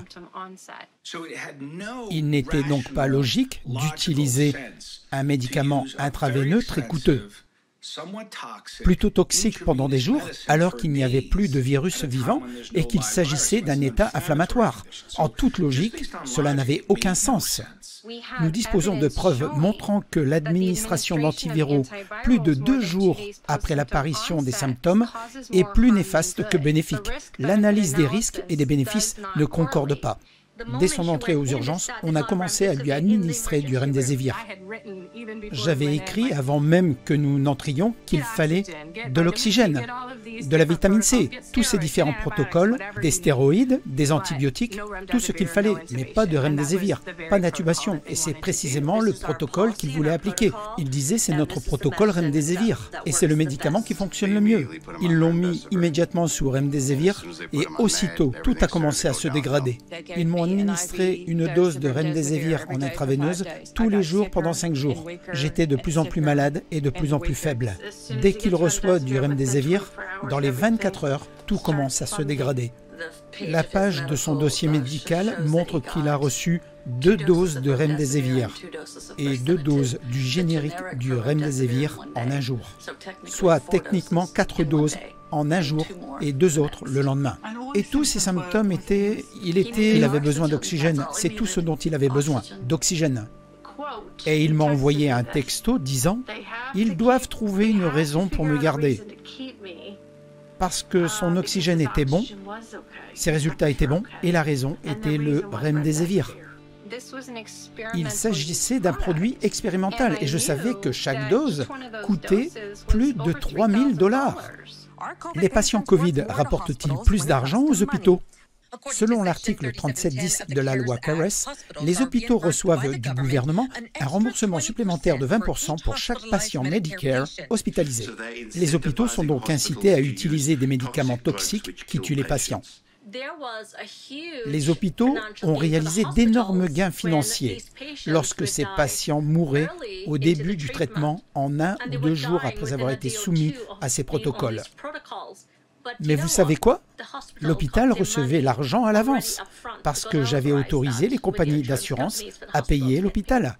Chaque patient admis avec un diagnostic COVID permettait un bonus de 20%. S'il était mis sous remdesivir, une nouvelle technologie, les codes des nouvelles technologies donnent lieu à un bonus supplémentaire de 20% en raison du risque lié à une technologie qui n'a pas encore fait ses preuves. Medicare rémunère les hôpitaux selon un code de diagnostic DRG. Chaque patient en reçoit un à sa sortie de l'hôpital et il tient compte de ce qui lui a été diagnostiqué et traité.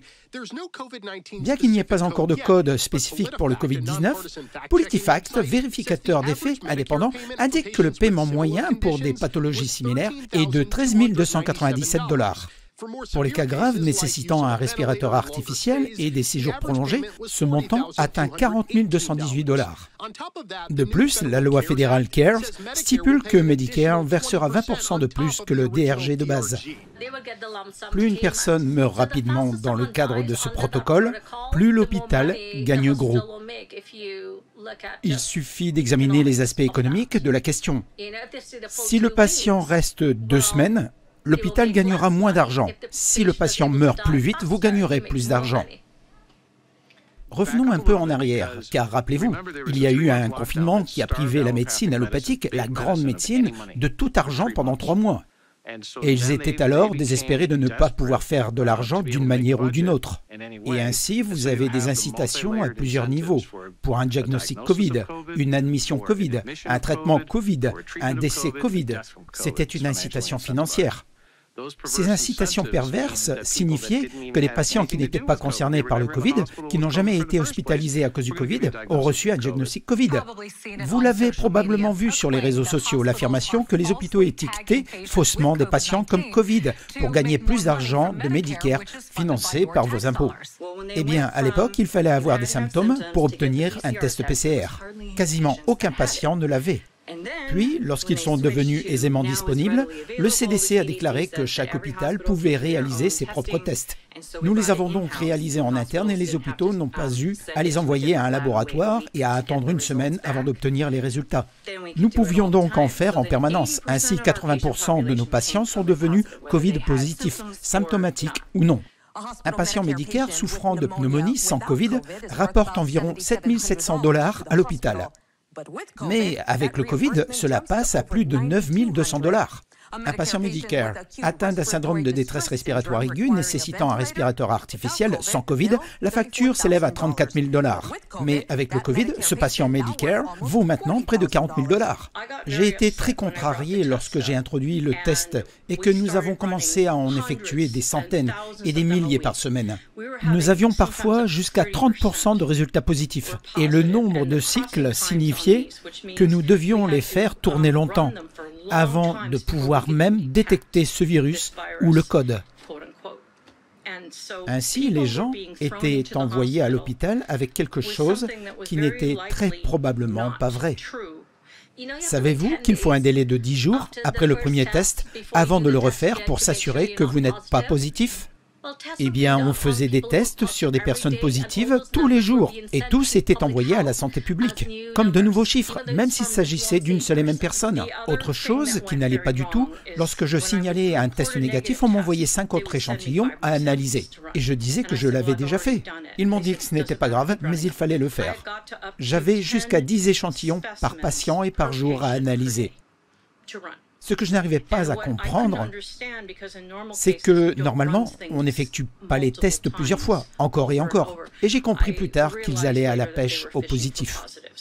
Lorsque vous effectuez un test PCR, que vous laissez simplement la machine fonctionner jusqu'à 35, ce qu'elle fait tout le temps, et que vous comptez ensuite comme positif tout échantillon qui atteint un certain niveau d'amplification, sans savoir où se situe le niveau 0, vous obtenez bien sûr un taux de faux positif de 60%.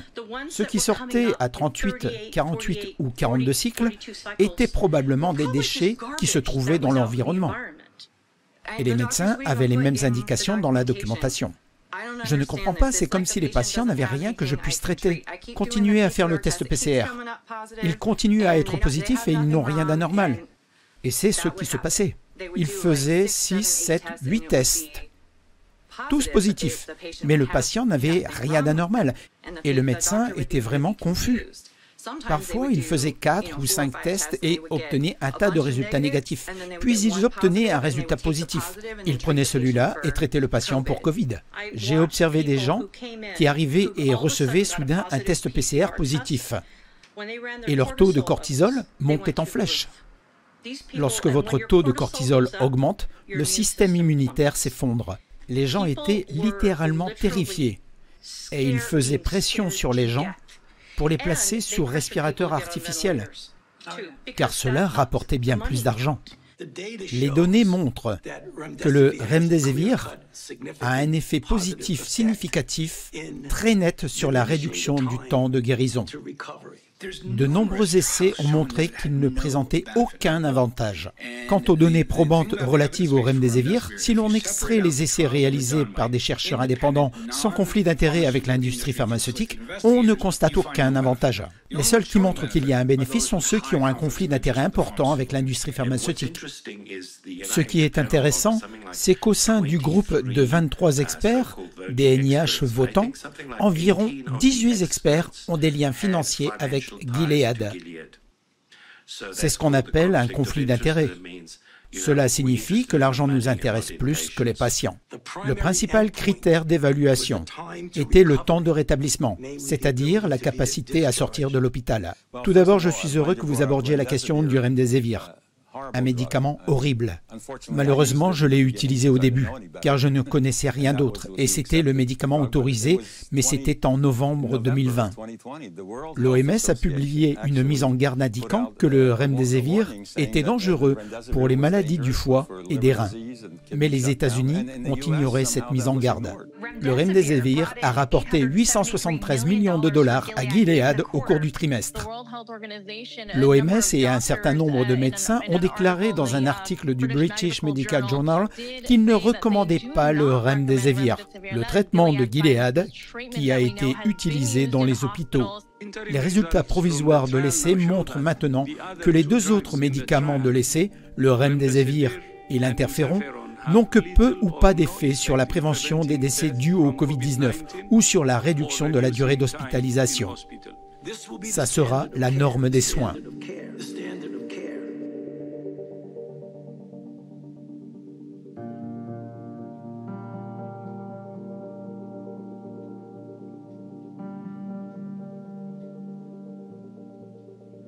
Gilead avait demandé en fait un nouveau bonus technique pour le Remdesivir, si bien que le nouveau code à cet effet est sorti en avril. C'est ce qui a permis de lancer les protocoles hospitaliers. Les gens allaient bien avec l'hydroxychloroquine qui provenait de l'opération Warp Speed et du stock national d'hydroxychloroquine. Les hôpitaux ont bénéficié d'un don gratuit fin mars et quelques jours plus tard, le 1er avril, le nouveau diagnostic a été publié. Le bonus du remdesivir est arrivé et cela a créé une ligne d'arrêt. Nous avons donc arrêté l'azithromycine et l'hydroxychloroquine. Nous sommes passés directement au remdesivir, ce qui nous a permis d'obtenir les primes. Selon le journal The American Medical Association, ces primes incitent les hôpitaux à utiliser ces médicaments car, avant le Covid, les hôpitaux n'étaient généralement pas remboursés par Medicare pour ces médicaments coûteux. Le remdesivir a été développé au départ pour traiter Ebola et a reçu une autorisation d'utilisation d'urgence de la part de la FDA américaine en mai 2019. 4 médicaments ont été testés pour traiter Ebola. Le remdesivir a tué plus de patients que le placebo. Et le comité de surveillance de la sécurité des données a interrompu l'étude. Alors que 53% des patients sont morts dans l'essai avorté sur le virus Ebola, le médicament a été repositionné. C'était un médicament contre Ebola qui avait échoué, qui a fait plus de mal que de bien lors des essais. Il était encore sous brevet et c'était le médicament privilégié de Fauci. La majorité des décès dans les hôpitaux ont été causés par Anthony Fauci. Parce que son NIH a établi des protocoles que les systèmes hospitaliers devaient respecter pour obtenir des primes, de grosses primes, beaucoup d'argent, 3 000 $ pour la mise en place d'une intraveineuse de remdesivir. Boum, 3 000 $. Mais devinez quoi? En plus, il y avait une prime de 20% sur tous les séjours à l'hôpital. Cela représente des centaines de milliers de dollars. Les données montrant que le remdesivir tuait les patients plus que le placebo étaient si accablantes qu'il a dû être arrêté. Et cela a été publié dans le New England Journal fin 2019. Il est difficile de comprendre pourquoi c'est devenu la norme ici. On observe un contrôle hiérarchisé dans ce pays où les agences ont un pouvoir excessif. Les médecins semblent avoir cessé de réfléchir, obéissant aux directives, sans poser de questions, ni faire preuve de scepticisme ou de résistance. Ce médicament a ainsi été administré à tous les patients hospitalisés, ce qui est absolument absurde et sans fondement scientifique. Il n'y a aucune justification rationnelle pour utiliser systématiquement le remdesivir chez tous les patients. Si un patient souffre d'insuffisance cardiaque congestive ou d'insuffisance rénale, ses poumons sont remplis de liquide, car les reins et le cœur ne parviennent pas à se débarrasser de ce liquide. On leur donnait de l'oxygène en supplément pour pousser l'oxygène à l'intérieur. Le respirateur forçait l'entrée de l'oxygène qui effondrait leurs poumons et ils mouraient un jour ou deux après avoir été soumis à ces protocoles. Tout ça n'était qu'une question d'argent. Dès qu'ils ont vu qu'ils recevaient des primes pour les tests PCR, tout ça c'était pour l'argent. Rien que l'argent. Cela a tout changé? Oui. Tout. Oui, ce n'est qu'en enquêtant sur où allait l'argent de la loi CARES destinée à alléger le Covid que nous avons suivi cet argent, depuis le ministère des Services sociaux jusqu'aux différentes agences, y compris le CDC et le NIH, et ensuite vers les hôpitaux pour les remboursements. Nous avons d'abord découvert que la CMS avait émis une série de dérogations permettant aux hôpitaux de réaliser des actes qu'ils n'auraient normalement jamais été autorisés à faire. De fait, s'ils avaient fait ce que les dérogations de la CMS autorisaient, les gens auraient pu les poursuivre en justice et mettre en péril les moyens financiers de ces hôpitaux. J'ai demandé quel était le pronostic d'une personne mise sous respirateur. Il m'a répondu que seuls 20% s'en sortaient vivants. C'est alors que son infirmière s'est mise à pleurer.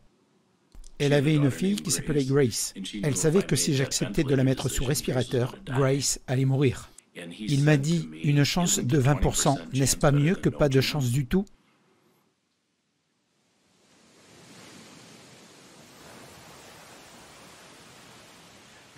Respirateur, respirateur, respirateur. Je ne savais pas ce que c'était il y a quelques semaines. Au-delà d'une connaissance superficielle, j'en sais trop sur eux aujourd'hui. Nous avons découvert, au cours de nos recherches sur les dérogations, ce que l'on appelle les DRG, c'est-à-dire les groupes de diagnostic. C'est ainsi que les hôpitaux ont facturé. Depuis le début, on leur a appris à facturer ces groupes de facturation avec les codes de CIM10 définis juste pour le Covid. Chaque chose que l'hôpital faisait à un patient se voyait attribuer à un DRG. Si le patient entrait à l'hôpital avec des difficultés à respirer, on lui attribuait ce groupe de diagnostic avec un montant X. Ensuite, si le patient était diagnostiqué Covid, on lui attribuait un DRG et une autre allocation de fonds. Il y avait parfois des centaines de DRG par patient. Et chacun d'entre eux rapportait des primes, des dollars aux hôpitaux.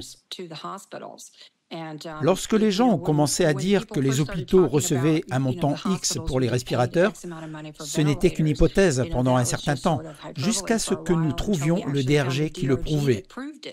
C'est alors que nous avons découvert tous les DRG qui versaient de grosses sommes d'argent pour tout ce qu'ils faisaient aux patients, parfois jusqu'à $1 million par patient. Ils avaient l'intention de la mettre sous respirateur, car ils savaient que si elle était ventilée, l'hôpital gagnerait de l'argent à sa mort.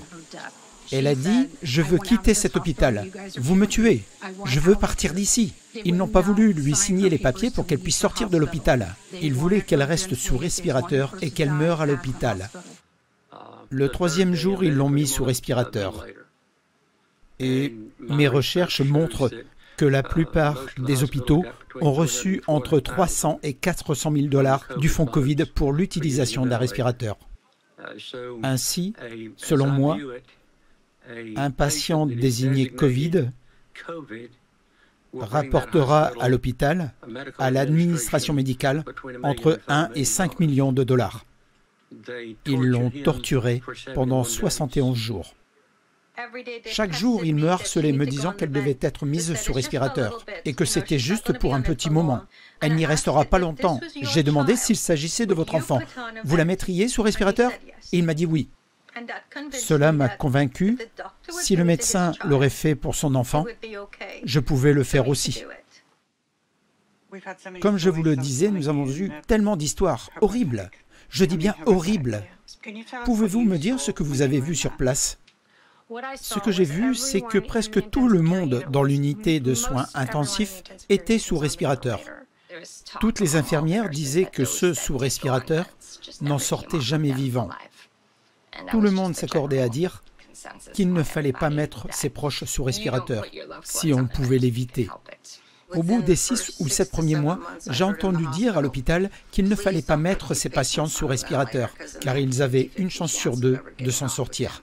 C'était vraiment une nouvelle façon de faire de la médecine. Avant, si quelqu'un était vraiment très malade, vous lui disiez d'aller aux urgences, s'il ne respirait pas très bien, mais là, les urgences étaient le dernier endroit où on voulait qu'il aille.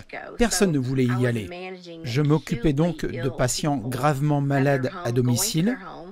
Je me rendais chez eux et je leur donnais tous les soins nécessaires. Nous faisions tout pour éviter que quelqu'un n'aille à l'hôpital, car ceux qui allaient à l'hôpital, on leur donnait du remdesivir, qui pouvait bloquer les reins.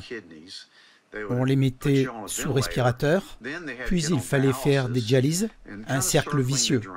Et la plupart d'entre eux mouraient. Très peu quittaient le respirateur. Nous avons très vite remarqué que le taux de réussite de l'amélioration de ces patients était proche de 0. La plupart du temps, leur état se détériorait et ils mouraient.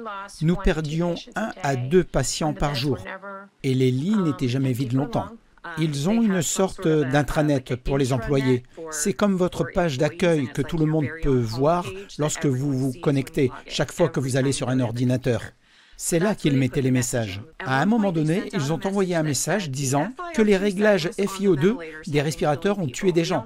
Nous ne savions pas comment traiter le Covid. Nous avons donc essayé ces réglages de respirateurs en pensant que c'était ainsi que nous allions traiter le Covid. Mais apparemment, le réglage FiO2 tuait en fait les gens qui étaient sous respirateur. On va donc arrêter de le faire. On a appris que ça ne fonctionnait pas et qu'il y avait besoin d'ajustements. Cela m'a choqué. J'avais entendu des rumeurs comme quoi des patients sous respirateur étaient tués à l'hôpital, ce qui me paraissait logique, car nous n'avions jamais eu de cas de grippe ou de pneumonie avec un patient sous respirateur pendant 1 mois sans pouvoir le sauver. L'infirmière responsable de l'étage, qui s'appelait Pam, est venue et nous a demandé 3 fois. C'était avec ma mère. Elle nous a dit « Avons-nous votre permission pour le respirateur ?» Et la 3e fois qu'elle nous l'a demandé, j'étais tellement agitée que je ne comprenais pas. C'était le 11e jour. Pourquoi ne nous a-t-on pas posé la question? Et pourquoi vous la posez encore et encore? Et je lui ai dit, malheureusement, je vais rentrer chez moi à Birmingham, à 1 heure de route, changer de vêtements et je serai de retour vers 20 heures. Au moment où j'ai franchi la porte, ils m'ont appelé pour me dire qu'ils avaient mis mon père sous respirateur. Sur le chemin de l'hôpital, nous avons parlé des respirateurs.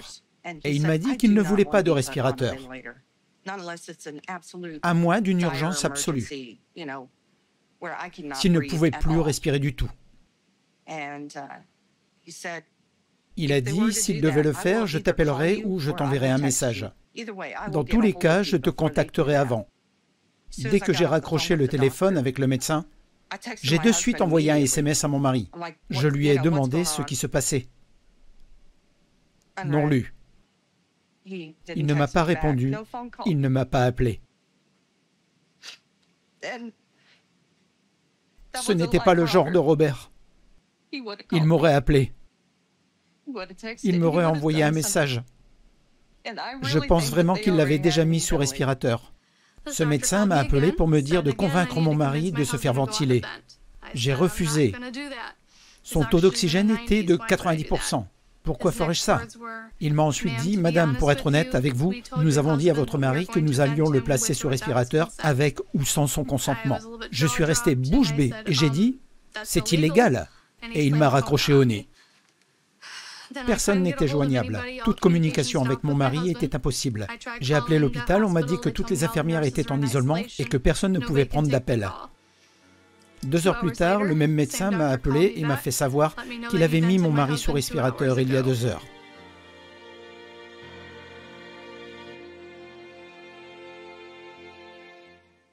Ils nous ont demandé de le laisser partir. Ils nous disaient aussi qu'il n'y avait pas d'espoir, que seul un miracle pouvait le sauver, qu'il fallait envisager le pire. Alors, que voulait-il que vous fassiez? Pensez-y. Que deviez-vous faire? Le débrancher, je suppose? La réunion n'a eu lieu qu'avec un médecin et un administrateur de l'hôpital. Et elle a surtout évoqué les soins palliatifs. Nous n'avons jamais pu parler à un médecin en 24 jours. La seule infirmière à laquelle nous ayons parlé travaillait aux soins palliatifs.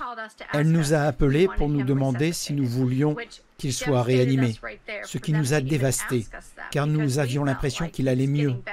J'attendais à son chevet et tout à coup, une femme est entrée et m'a dit qu'elle venait des soins palliatifs. J'ai répondu, « Pourquoi êtes-vous ici? Nous n'avons pas besoin de vous. » Ils ne vous ont pas dit que je venais?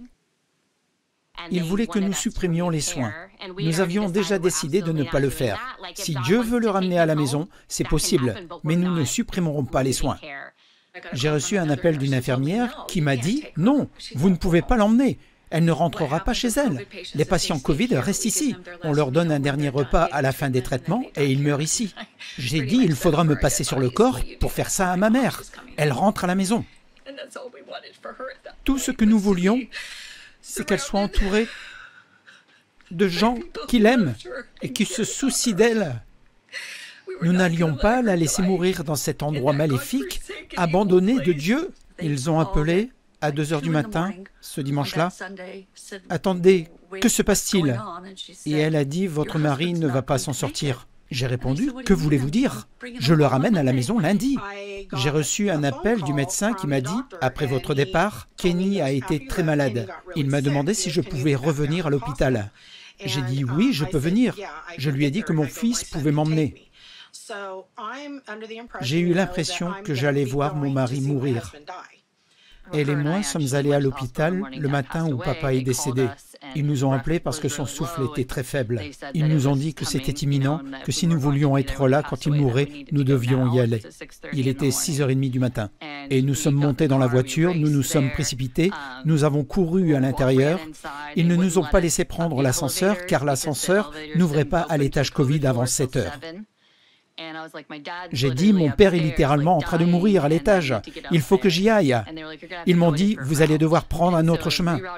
Ils nous ont donc fait traverser l'hôpital. Le temps qu'ils fassent ça, nous avons manqué son dernier souffle de 2 minutes.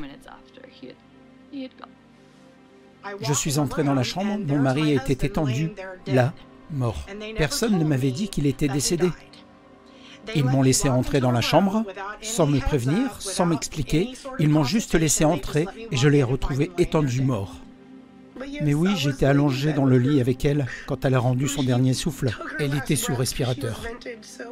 Elle n'a pas pu rendre son dernier souffle, c'est juste la machine qui ne la maintenait plus en vie. J'ai pu rester avec Kenny. À mon arrivée, il était encore chaud. J'ai grimpé dans le lit et j'ai serré mon mari dans mes bras pour la toute dernière fois. Je suis resté avec lui jusqu'à ce qu'il devienne froid. Je l'ai embrassé pour une dernière fois avant de partir. Et j'ai enterré mon mari le lendemain de notre anniversaire. C'était le matin du 6 octobre. Ils sont entrés et ils l'ont débranché du respirateur. Et sa mère était d'un côté du lit et lui tenait la main. J'étais de l'autre côté et il respirait tout seul. J'étais presque comme, oh je ne sais pas, c'était comme une sorte d'espoir. Je me disais peut-être qu'il va bien, peut-être qu'il se trompe. Je sais qu'elle l'a pensé aussi. Nous lui avons tenu la main 2 heures en écoutant sa respiration et à 13h09, ils ont enlevé son masque. Il a dit en gros, vous pouvez le regarder mourir à travers une fenêtre comme celle-ci. Je ne connais aucun conjoint qui puisse faire ça, aucun enfant ou parent qui puisse faire ça.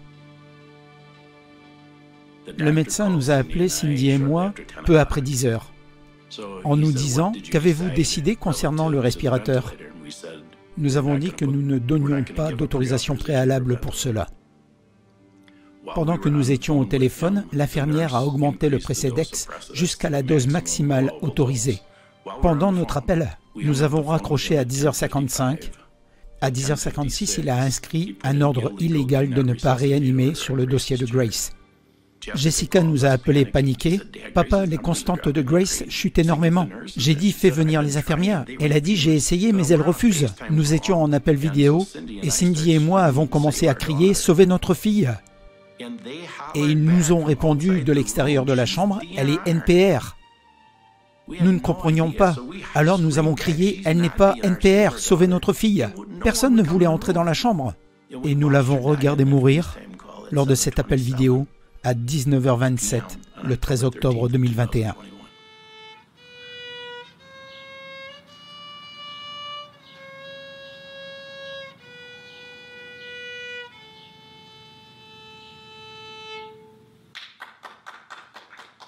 Le Washington Post rapporte que certains hôpitaux du pays envisagent d'adopter une politique universelle de non-réanimation pour les patients atteints du virus. Un hôpital de Chicago affirme vouloir l'appliquer sans tenir compte des souhaits du patient ou des membres de sa famille. Tout d'abord, le taux de survie des personnes qui font un arrêt cardiaque à l'hôpital est très faible. Car rappelez-vous, on a surveillé les patients tout du long. Donc si son cœur s'arrête ou s'il arrête de respirer, on sait en quelque sorte qu'il est déjà très malade. Si vous ne pouvez en sauver autant que vous le souhaitez et que vous exposez beaucoup plus de personnes, ce qui les sortirait du système pour aider les autres. C'est une idée que l'on envisagerait en zone de guerre. Mais il me sera très difficile en tant que médecin de ne pas tenir compte des souhaits d'un patient ou de sa famille et de le laisser mourir si j'ai les outils nécessaires.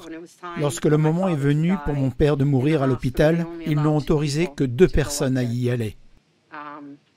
Il est donc mort seul. Mon père est mort seul, de la pire façon qui soit. Et c'est horrible, parce qu'il n'y a pas de responsabilité, et que la culpabilité et les regrets nous incombent. Vous avez amené votre proche dans un endroit où il était censé recevoir de l'aide. Il m'a dit qu'il m'aimait quand j'ai quitté l'hôpital, mais les derniers mots que j'ai entendus de sa bouche, c'est quand le médecin m'a appelé pour me dire qu'il devait l'intuber. Et je l'ai entendu dire « Que voulez-vous que je dise à votre femme ?» Et je l'ai entendu dire d'une voix très forte, et ce, soi-disant avec un taux d'oxygène de 50%, mais d'une voix très forte, il a dit « Dites-lui que j'essaie ». Les derniers mots qu'il m'a dit ont été « Je t'aime ». Et c'était le mardi après que nous l'ayons fait admettre le lundi. Je n'ai plus jamais eu l'occasion de lui parler ensuite. Mes enfants lui parlaient et il disait quelque chose, mais ils n'ont pas approché le téléphone de sa bouche pour que je puisse entendre ce qu'il disait. C'est ce qui me dérange encore aujourd'hui, car je ne sais pas quel a été le dernier mot qu'il m'a dit ou qu'il nous a dit. Quelle est la dernière chose que votre fille vous a dite? Maman, ne me quitte pas. Maman, reste. J'ai attendu qu'elle s'endorme et je l'ai embrassée. Ils m'ont mise sur haut-parleur avec mon mari. Je lui avais dit que je l'aimais et de ne pas avoir peur. Il m'a répondu « Je t'aime ». Il m'a dit 2 fois « Je t'aime » et c'est la dernière fois que je lui ai parlé.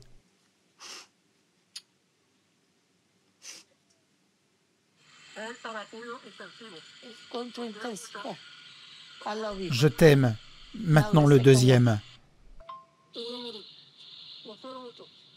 Il a dit qu'il allait. Et à ce moment-là, ils lui ont mis le respirateur. Oui, encore une fois, il est tout seul. Il n'y a personne. Il m'a dit au revoir. Il m'a dit qu'il allait mourir. Je te vois. Il sait qu'il va mourir. Je t'aime trop. C'est ce qu'il a fait. Il m'a dit, ils vont me ventiler. Je sais que je vais mourir. Je t'aime. Oui, c'est ce qu'il a dit à ma mère. Parce qu'elle a été admise avec des signes vitaux normaux. Juste une toux. J'étais juste une maman inquiète. Et c'est ce qu'ils lui ont fait. C'est ce qui a détruit son corps. Détruit. C'est incroyable. Vous êtes peut-être en train de regarder ce film et vous vous dites, ce n'est pas possible. Je n'y aurais jamais cru si je ne l'avais pas entendu. Pas une, pas deux, mais des centaines et des centaines de fois. Et encore maintenant. Alors que je fais cette interview, j'en ai 40, 50 par semaine sur les décès liés à ce protocole Covid. Combien en ont-ils tué? C'est énorme. Ce sont des meurtres de masse, à un niveau difficile à concevoir. Et puis, il m'appelle à 7h30 du matin, le lendemain. Il me dit, nous avons de l'oxygène, 2 concentrateurs d'oxygène. J'ai les moyens de m'occuper de toi. Je vais venir te sortir de l'hospice et essayer de te sauver la vie. Tu veux partir? Et moi j'ai dit, oui bien sûr. Si je reste ici, je vais mourir. Mon mari est arrivé avec une lettre de cessation et de désistement de notre avocat. Ils m'ont disputé. Un sergent m'a dit, elle est à l'hôpital, elle n'a pas besoin de contrôle social, elle va bien. Il a dit qu'il allait devoir me taser et me traîner hors d'ici. Je ne partirai pas sans toi. Et quand ils ont commencé à te dire de sortir, tu l'as regardé, tu as dit, je ne vais nulle part. Vous n'allez pas tuer ma femme, ce n'est pas votre cobaye. Finalement, ces 2 médecins sont arrivés. Elle a dit, il ne peut pas s'occuper de vous, il ne peut pas gérer votre oxygène. Et je lui ai demandé, est-ce que tu as tout ce qu'il faut pour prendre soin de moi? Il m'a répondu oui. Et j'ai dit, j'ai confiance en mon mari. Je vais rentrer chez moi avec lui aujourd'hui. Parce que je préfère mourir de ses mains, lui essaie de me sauver, que d'être assassiné par les vôtres. Je veux rentrer chez moi. La police est arrivée et je leur ai dit, vous allez devoir décider aujourd'hui si je suis une patiente ou une détenue. Il n'y a pas moyen que les gens puissent regarder toutes ces vidéos, voir cette tournée en bus et tous ces gens. Et je veux dire que vous rendez irréfutable le fait que cela se produise. J'ai interrogé le médecin sur l'ivermectine et il m'a dit « ce n'est pas prouvé ». Et je savais déjà que plus de 54 études prouvaient que ça marchait. Nous avons demandé de l'ivermectine et de l'hydroxychloroquine, mais l'hôpital a refusé. On m'a refusé tout ce que j'ai demandé. Tout. Il y avait tant de choses qu'il aurait dû avoir et qu'il n'a pas eu. Nous nous sommes battus pour l'ivermectine et pour tant d'autres choses. Ils n'ont pas voulu nous l'accorder. À la seconde où tu mentionnes l'ivermectine, c'est fou. Tu as une tête de cheval fou, même si cela a été approuvé par l'OMS, comme l'un des médicaments les plus sûrs. Et puis, cela dit, ils n'administraient pas d'ivermectine, alors que le patient et la famille n'arrêtaient pas d'en demander. J'ai dit, s'il vous plaît, donnez-lui de l'ivermectine. S'il vous plaît, donnez-lui de l'hydroxychloroquine. 10 000 mg de vitamine C liquide. Ma mère l'a demandé. Ils ont refusé. Et l'ivermectine, il m'a ri au nez. Il a dit non, non, nous n'utilisons pas ça ici. Si vous n'avez pas de sabots, si vous ne portez pas de selle pour travailler, et si vous ne restez pas au champ pour mâcher de l'herbe, ignorez le bruit des médias sociaux. Ivermectine, c'est un vermifuge pour chevaux. La FDA nous rappelle cette semaine de ne pas utiliser de médicaments destinés aux animaux de ferme. Voici ce qu'il faut savoir sur la FDA. La FDA ne pratique pas et n'a jamais pratiqué la médecine. La FDA détermine comment les entreprises mettent sur le marché et commercialisent des produits pharmaceutiques. L'utilisation dépend à 100% de nous. Mais en fin de compte, nous médecins sommes chargés du meilleur choix pour nos patients, selon notre expérience et notre jugement. Et nous pouvons littéralement utiliser tout ce qui nous semble essentiel et important, pour lesquels les bénéfices dépassent les risques pour nos patients. L'ivermectine est un antiparasitaire efficace qui existe depuis très longtemps. Jamais la science n'a été aussi dérangeante que celle qui sous-tend l'ivermectine et l'hydroxychloroquine. Car ces deux médicaments n'étaient plus brevetés, ils étaient sûrs, utilisés depuis des décennies, disponibles partout et menaçaient donc tout ce qu'ils essayaient de faire. Nous avons vu comment l'hydroxychloroquine et l'ivermectine et d'autres traitements ont été calomniés et rendus très difficiles d'accès alors qu'il s'agissait pour beaucoup de gens de traitements très efficaces. Mais un traitement efficace interdisait une autorisation d'urgence pour un vaccin. Les pouvoirs en place, les Tony Fauci du monde entier, empêchaient ces thérapies de voir le jour. Car s'il existait une thérapie efficace, il était impossible de faire breveter de nouveaux médicaments, des produits biologiques et des vaccins dans le cadre d'une autorisation d'urgence.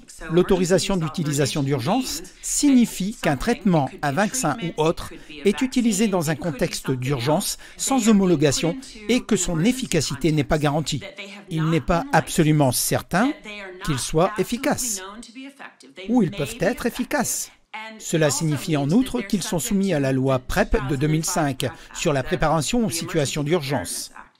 L'une des choses les plus importantes est que vous ne pouvez poursuivre ni le fabricant, ni le médecin qui a prescrit le produit, ni les représentants du gouvernement qui ont mis ça en place. Le succès fut retentissant. Ils ont utilisé toutes les astuces de ce manuel. D'ailleurs, ce manuel a été inventé par l'industrie du tabac dans les années 50, lorsque des données scientifiques ont commencé à apparaître et à gêner l'industrie du tabac, le cancer et tous les dommages causés par le tabac. C'est ainsi que pendant 50 ans, ils ont essayé de convaincre le monde entier que le tabac était inoffensif. Ils ont utilisé des médecins pour ça. Camel. Oui, selon cette enquête, les médecins sont plus nombreux à fumer des camels que toute autre cigarette. J'ai vu la même chose, mais en sens inverse avec l'ivermectine. Ils l'ont politisé et diabolisé. Et énormément de gens sont morts inutilement parce qu'ils ne connaissaient pas son efficacité. Les opposants affirment que la science qui sous-entend l'ivermectine est claire. En fait, nous avons reçu une démonstration de la façon dont elle défend le sang contre le virus. Ne le faites pas, il n'existe aucune preuve de son efficacité.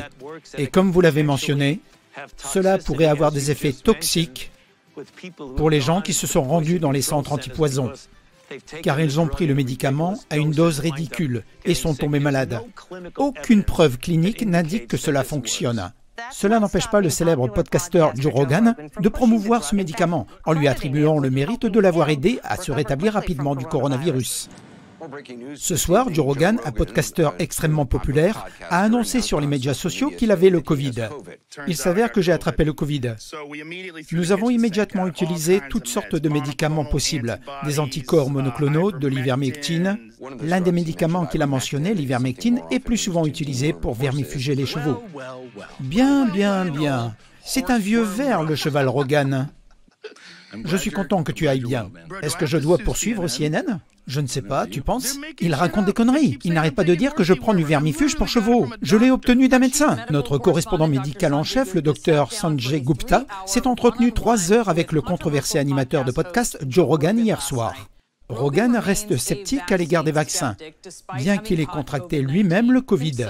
Cela vous dérange-t-il que la chaîne d'info pour laquelle vous avez travaillé a carrément menti sur le fait que vous ayez pris un vermifuge pour chevaux? Il n'aurait pas dû dire ça. Pourquoi l'ont-ils fait? J'en sais rien. Rogan disant à ses 13 millions de followers Instagram qu'il a été traité avec plusieurs médicaments, dont l'ivermectine. Un médicament pour le bétail. La FDA et le CDC mettent en garde contre son utilisation pour traiter le Covid. Il se trouve que j'ai attrapé le Covid. Regarde, ils ont mis aussi un filtre jaune. Nous sommes passés immédiatement par la cuisine. Vous avez vu la vidéo originale? J'ai l'air horrible. J'ai réalisé une vidéo en 3 jours. Elle est trop belle. CNN a mis un filtre pour me faire paraître jaune. Là, je suis dehors, au Texas. Il fait beau, grand soleil, et regardez ce qu'ils ont fait à mon visage. Ils ont fait croire que j'étais malade. Parce que je n'ai pas eu peur pendant toute la pandémie. Ils souhaitaient que je tombe très malade. Que j'ai vraiment eu peur et que ça me fasse une leçon. C'est le pire scénario pour eux. Je me suis remis, je n'ai été malade qu'1 jour. C'est vrai, l'ivermectine n'est plus sous brevet. Elle n'offre pas la possibilité de réaliser des profits obscènes auxquels l'industrie pharmaceutique est habituée. Si l'efficacité de l'ivermectine était connue du pays et du monde entier, elle aurait décimé les marchés de toute la campagne de vaccination ARNM. Paxlovid, Molnupiravir, anticorps monoclonaux et Remdesivir. Il s'agit de marchés qui, pour certains, pourraient bien atteindre ou dépasser les 100 milliards de dollars. J'ai dit aux gens, dès le mois d'avril, de ne pas aller à l'hôpital. Ils tuent des gens là-bas. N'y allez pas, je ne sais pas ce qui ne va pas. Honnêtement, je ne savais pas qu'il s'agissait des respirateurs et du Remdesivir, jusqu'à ce que je me penche sur la question plus tard et que je puisse faire tous les liens. Mais je savais qu'ils étaient en train de tuer des gens. Les patients ont donc été sous-traités, maltraités, malmenés et sont morts à cause de l'argent. Voilà à quoi cela se résume, vraiment. Il s'agissait de violations fondamentales des droits de l'homme. Regardons les choses en face. Ceux qui se trouvaient dans les hôpitaux à cette époque étaient des cibles faciles pour toutes les thérapies, que les administrateurs des hôpitaux imposaient des choses et qu'ils se remplissaient les poches au passage. Je suis convaincu que nous ne devons plus jamais suivre cette voie dans laquelle la FDA, le CDC, nos politiciens, Big Pharma, etc., nous ont imposé. Non seulement ces protocoles ne marchaient pas, mais en fait, ils nuisaient, blessaient et tuaient même les patients. Nous, société et communauté médicale, nous avons échoué. Nous avons été mal guidés par les agences gouvernementales, le NIH, la FDA, le CDC, et surtout par l'argent et les protocoles. Vous êtes un être humain avec des besoins individuels. Malheureusement, beaucoup de gens ont succombé, non pas à cause du virus, mais à la négligence, à l'appât du gain et à la cupidité. L'erreur médicale est la 3e cause de décès avant le Covid. Les hôpitaux ont donc toujours été des lieux dangereux. Erreur. Surmédicamentation fréquente, interactions médicamenteuses, opérations chirurgicales bâclées, passage de garde sans transmission. Il y a toujours des risques, mais pendant le Covid, c'était des champs de bataille. Certains disent que leurs proches ont été tués dans les hôpitaux qui appliquaient le protocole Covid et que cela n'aurait jamais dû se produire. Les croyez-vous? À 100%. Je savais qu'ils tuaient des gens. Je savais qu'ils tuaient des gens à l'hôpital. J'en pleurais même la nuit. Même en pensant à mon discours d'aujourd'hui. Désolé. Il y avait tellement de morts. C'était presque insupportable. Les hôpitaux sont devenus l'endroit où les gens venaient mourir plutôt que de se faire soigner. Ils ont séparé les nouveau-nés de leur mère. Ils laissaient les gens mourir seuls, sans qu'on puisse leur dire au revoir. Ils les ont drogués, attachés, et les gens sont morts sans pouvoir dire au revoir à leur famille. Certains ont juste reçu un appel téléphonique. Cela n'était jamais arrivé avant le déploiement du protocole Covid en 2020. Alors oui, quand ils disent qu'ils ont tué des gens, je suis d'accord avec eux. Remercions Dieu pour ces infirmières courageuses qui ont parlé du scandale qui régnait à l'hôpital. Car elles ont validé ce que disaient les parents et ceux qui ont perdu des êtres chers. Beaucoup ont perdu leur licence. On leur a dit qu'elles ne travailleraient plus jamais dans la santé parce qu'elles avaient diffusé des informations fausses, mais elles témoignaient de ce qu'elles avaient vu. Je pense aux héros qui travaillaient dans les hôpitaux et qui nous ont aidés. Certains d'entre eux ont même fait sortir des patients par la porte arrière de l'hôpital. Et les infirmières le savaient, car les médecins inscrivaient en haut de leur dossier médical SLD, soins de longue durée. Et elles savaient que ce patient allait rester là jusqu'à ce qu'un test Covid soit positif et qu'il allait finir sous remdesivir, probablement sous dialyse et sous respirateur, et allait mourir. Les professionnels de la santé avaient les mains liées. Ceux qui voulaient sauver des vies quittaient massivement les hôpitaux. Ils ne voulaient pas le faire. J'ai donc décidé que si nous avions d'autres patients Covid à l'hôpital, je les traiterais non pas avec du remdesivir, mais avec le protocole MAT+. C'est ce que j'ai fait début décembre 2021. 3 nouveaux patients sont arrivés, ils avaient probablement Omicron, mais j'ai décidé de ne pas leur donner du remdesivir et j'ai été licencié le jour même. Ils ont diffamé les infirmières et les médecins qui, comme moi, ont dénoncé les abus et se sont opposés à ces obligations. Je ne peux pas rester silencieux. J'estime que ce serait rendre un mauvais service à mes patients et à nos concitoyens. Il nous reste à présent des établissements médicaux remplis de gens qui n'ont pas le courage de se lever et de faire ce qui est juste. Je suis très inquiète pour l'avenir de la médecine dans ce pays, car nous avons criminalisé et sanctionné tous les praticiens qui étaient là pour protéger nos patients et leurs familles. J'ai été inondé de demandes de traitement. Et lorsque les premiers appels sont arrivés, j'ai entendu Dieu dire que j'allais faire cela pour sa gloire et que je n'accepterai aucun paiement. Ces 3 années ont été un véritable cauchemar. Mais en tant que médecin, c'était comme répondre à une vocation, car il fallait traiter et que les médecins ne traitaient pas le Covid. C'est ce qui m'a poussé à m'impliquer et j'ai réalisé que c'était la véritable raison d'être de mon métier de médecin. Le jour de la Thanksgiving, en 2022, une infirmière de l'hôpital m'a appelé et m'a dit « Je m'apprête à emmener ce patient au rayon X. » Et je lui ai dit que lorsque je le laisserai sur la chaise près de la porte arrière, j'oublierai opportunément son dossier. J'ai appelé sa famille et ils vont l'emmener. Il va sortir par la porte de derrière, monter dans la voiture et partir. Et nous ne saurons pas où il est allé, car il doit vivre. Sa famille est venue le chercher et l'a immédiatement ramené chez lui. Un médecin travaillant dans la région l'a soigné chez lui et il a survécu. Voilà le genre de héros que ces gens étaient. Des héros. Certains qui travaillaient dans les hôpitaux n'étaient pas des méchants, que tout le monde croyait. Ils aidaient en fait. C'étaient des héros, de véritables héros.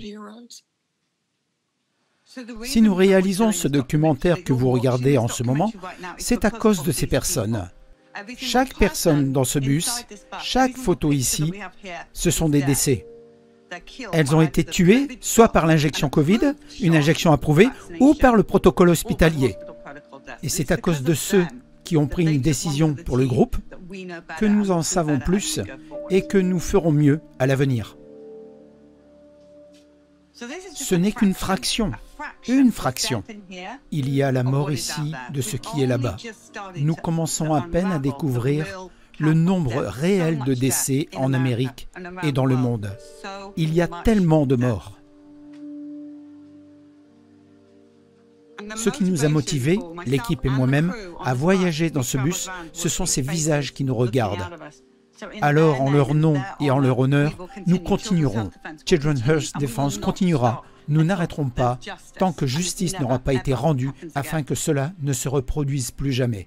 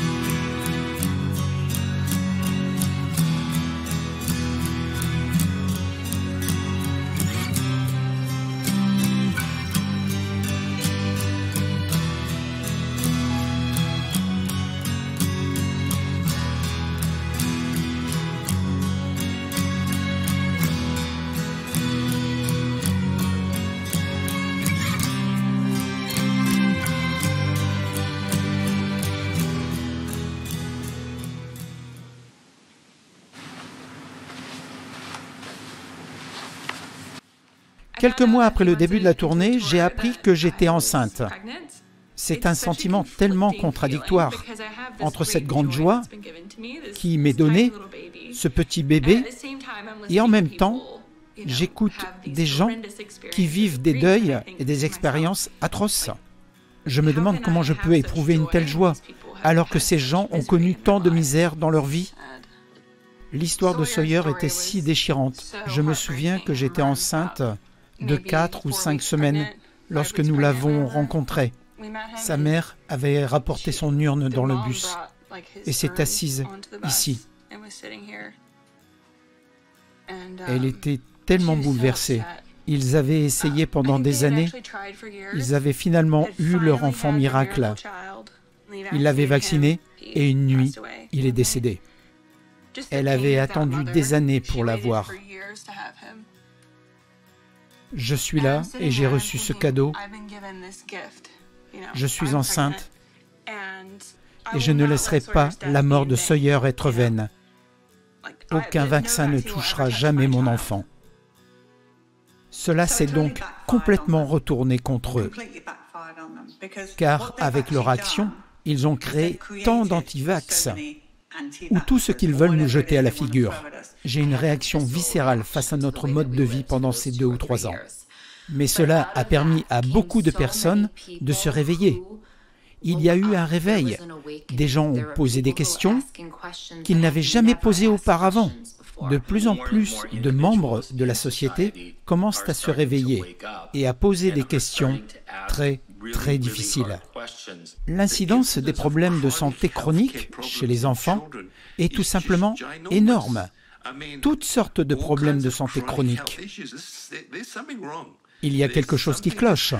Un phénomène s'est produit qui a modifié la trajectoire des soins de santé de nos enfants.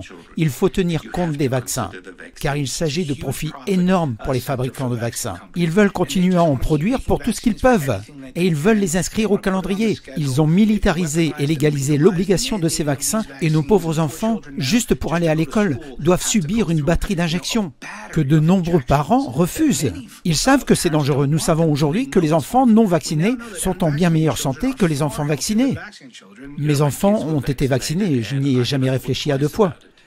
Puis, avec l'arrivée du Covid, j'ai commencé à remettre cela en question. Je réalise à présent qu'aucun de ces vaccins pour enfants n'a jamais fait l'objet d'un essai contrôlé par placebo. Nous ne savons pas s'ils sont efficaces, nous ne savons pas s'ils sont sûrs. Et si je pouvais revenir en arrière, je réfléchirais très sérieusement avant de vacciner mes enfants. En avez-vous fini avec les vaccins? Absolument, nous n'en ferons plus. Toute pandémie, toute future pandémie, des propos alarmistes, du travail, l'un d'entre vous se soumettra-t-il encore à un vaccin quelconque? Non, non. Pensez-vous qu'il existe un vaccin sûr et efficace? Non. Je suis maintenant sceptique à l'égard de la plupart des vaccins. À 69 ans, je ne me ferai plus jamais vacciner.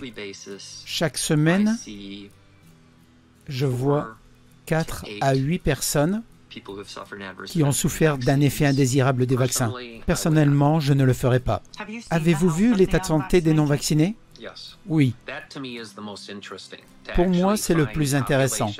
C'est étonnant de comparer des populations qui n'ont jamais été vaccinées au reste d'entre nous.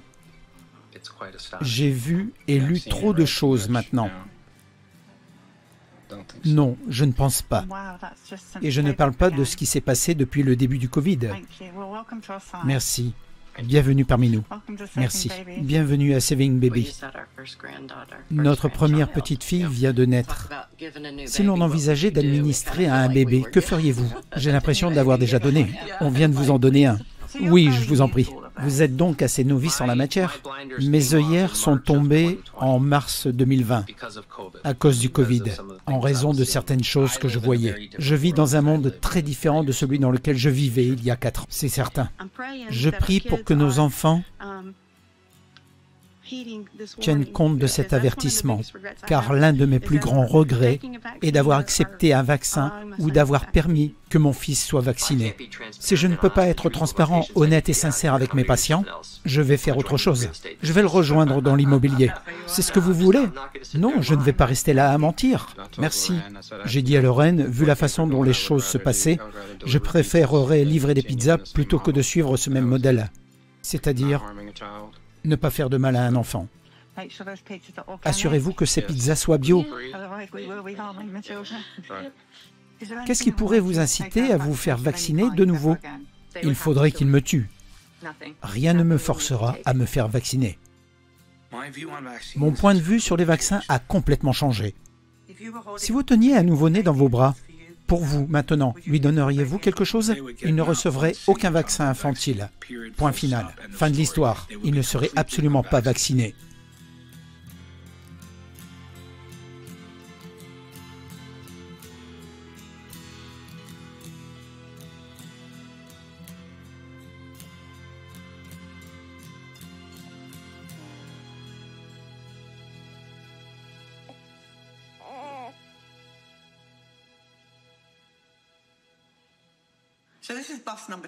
Voici le deuxième bus.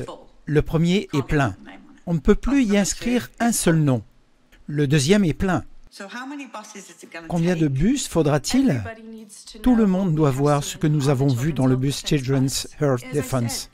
Comme je l'ai dit, ce qui s'est passé pendant le Covid n'aurait pas pu avoir lieu sans la propagande et la censure. Alors, comment surmonter cette propagande et cette censure? Principalement en écoutant les gens qui ne veulent pas se taire. Le silence, c'est la conformité. C'est ainsi qu'il nous oblige à obtempérer, en nous maintenant dans la mêlée et dans le silence. Il est tellement important d'informer les femmes de mon âge sur le point de se marier et d'avoir des enfants, et des dangers que représentent les vaccins. C'est arrivé à mon père, c'est arrivé à ma fille, c'est arrivé à mon cousin. Nous essayons de renforcer la prise de conscience afin de nous souvenir de ce que nous avons perdu, afin de leur rendre hommage. En racontant notre histoire, nous espérons empêcher que cela n'arrive à d'autres. Si suffisamment de monde se lève et dit « Nous avons fait cela pour la dernière pandémie », nous ne le ferons pas pour cette pandémie. Nous sommes 8 milliards contre quelques milliers de gardiens. Nous allons gagner. Nous pouvons dicter les conditions de notre vie. Il est crucial de documenter cette situation pour que les générations futures sachent ce qu'il s'est passé. Il est temps pour nous d'unir nos forces et d'aller de l'avant pour lutter contre ce fléau, car nous gagnerons. Cette expérience humaine nous lie. Si vous n'utilisez pas votre voix, nous échouerons. Une chorale, c'est des voix qui s'harmonisent. Ajoutez votre voix pour que ces accords atteignent une plus grande partie de l'humanité. Les gens vous écouteront si vous parlez avec gentillesse et utilisez votre voix pour le bien.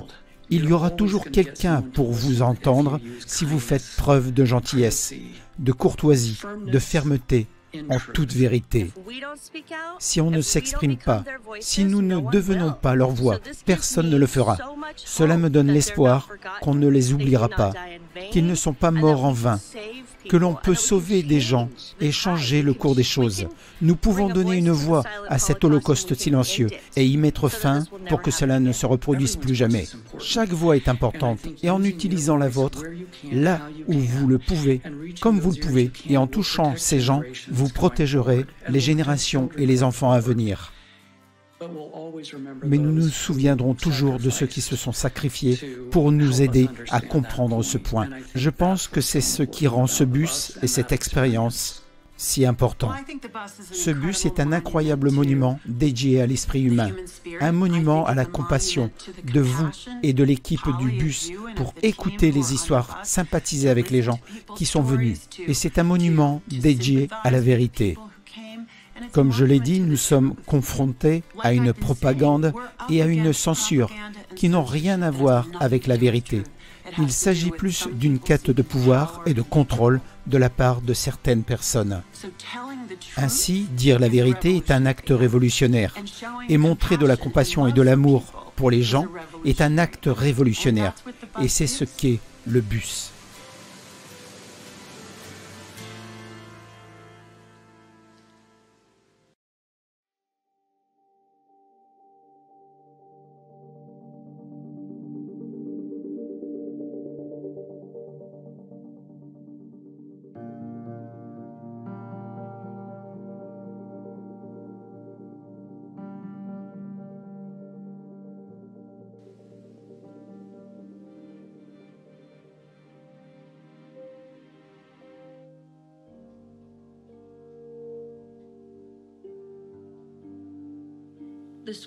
Je pense que tous les parents devraient se souvenir du passage suivant, la deuxième épître à Timothée. « Car Dieu ne m'a pas donné un esprit de crainte, mais un esprit de force, un esprit d'amour et un esprit de sagesse, le pouvoir de se lever et de dire la vérité. »